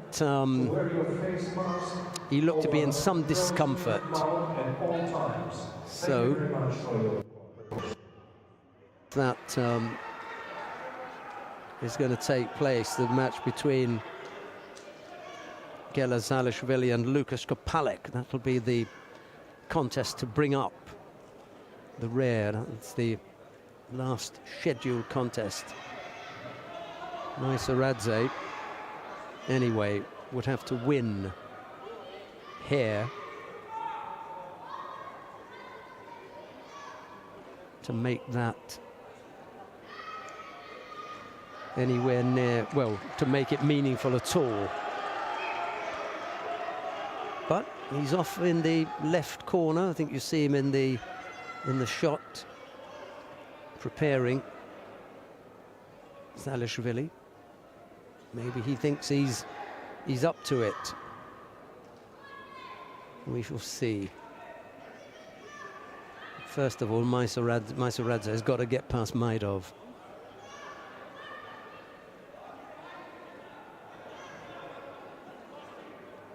Maidov, how long has he been on the belt?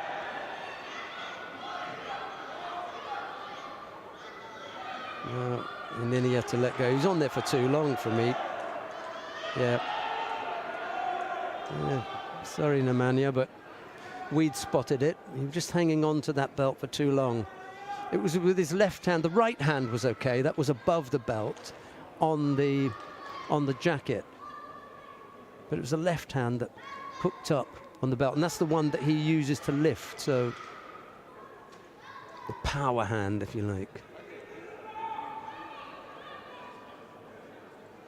2 penalties picked up by Maidov. Little over a minute left to go.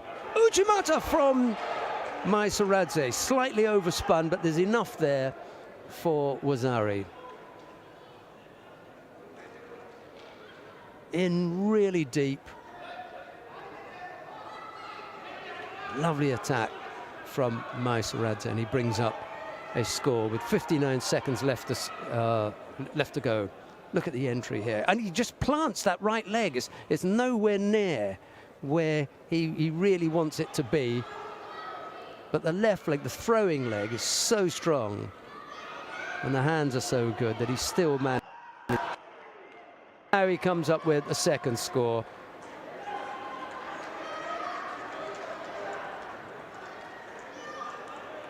Luka Maisaradze, 2 scores. The second, a beautiful piece of ashiwaza.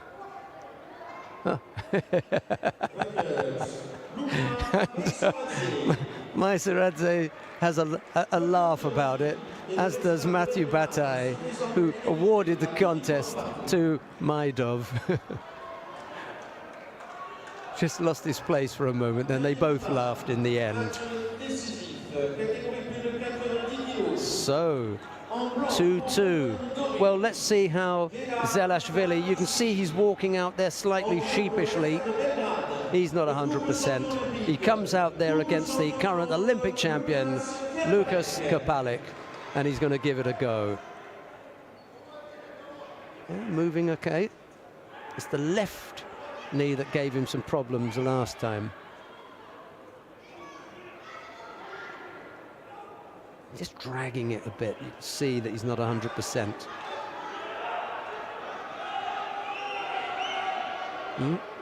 Didn't like something there. Onto the belt for too long. Not sure what he thought the coach was going to tell him. It's a little bit late to be asking for coaching tips. Held onto the belt for too long. Kopalik bent over, a little bit overly defensive with that left arm sticking out there, trying to keep Zalishvili off him. Can't keep doing that. And now Gela has decided he wants to referee the contest. Gostini Balish will tell him, well, look, I'll tell you when I'm going to give the penalties. I was going to give him one anyway, but yeah, I'll let you know when I'm ready. Oh. I don't think I've ever seen anything like it. Surely he ducked his head under. Yeah, okay, I'll let you know.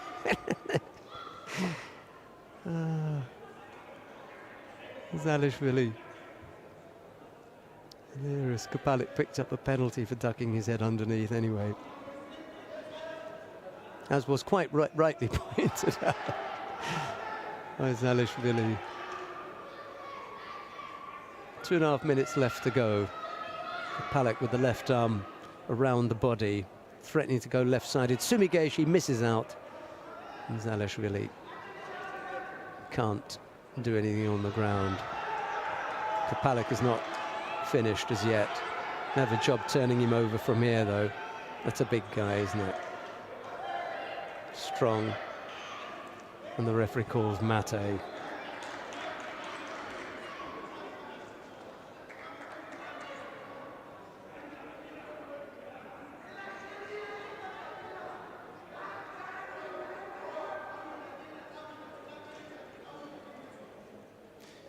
(20-3).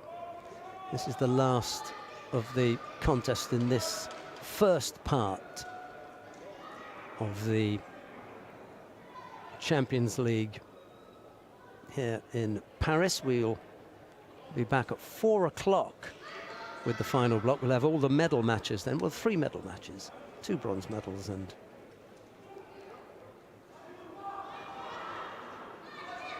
then the final. Well, we've got men and women, so we have 2 finals and 2 bronze medal matches. Oh, missed the chance there. Kopalik going Ojigari. Here comes Zaleshvili. Got to go now. Don't want to be on the belt for too long. Was Kopalik in charge? I don't think he was. I'll go with the referee on that one. That was Zaleshvili's attempt at the throw. He fell on his back. Yeah, and Kopalik was going off to his side, and then he ended up with the osaikomi. That really was a valiant effort from Zaleshvili, given the fact that he was struggling with the left knee. Helping hand from Kopalik. But it's a 3-2 win for Red Star Belgrade. He takes it for his team. Good effort from Zaleshvili.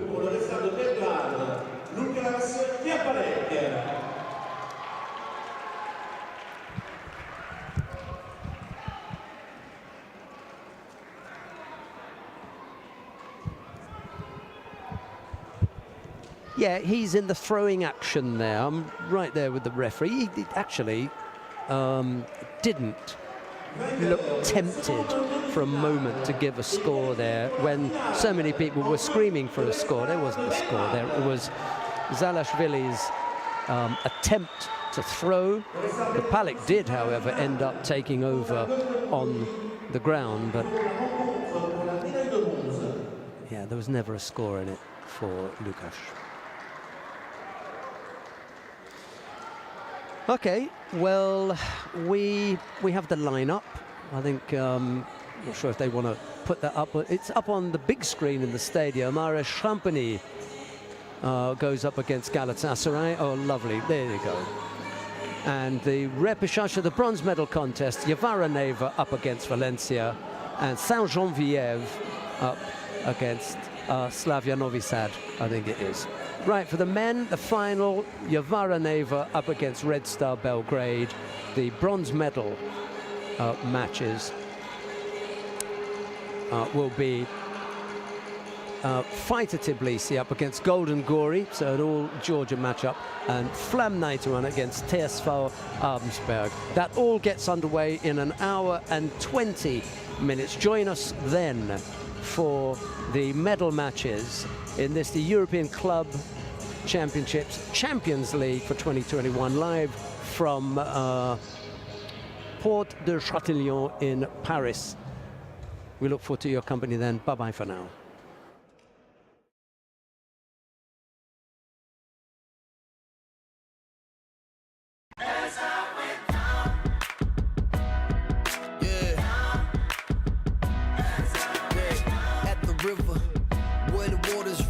They gave us different names to justify the ownership. Rules are still the same, chances we don't get, but still we showing love to everyone that shows respect. At the river is where they used to trade. Our ancestors, how can we not relate? The story goes so deep, not looking for revenge, looking for solutions in the day that we'll smile again.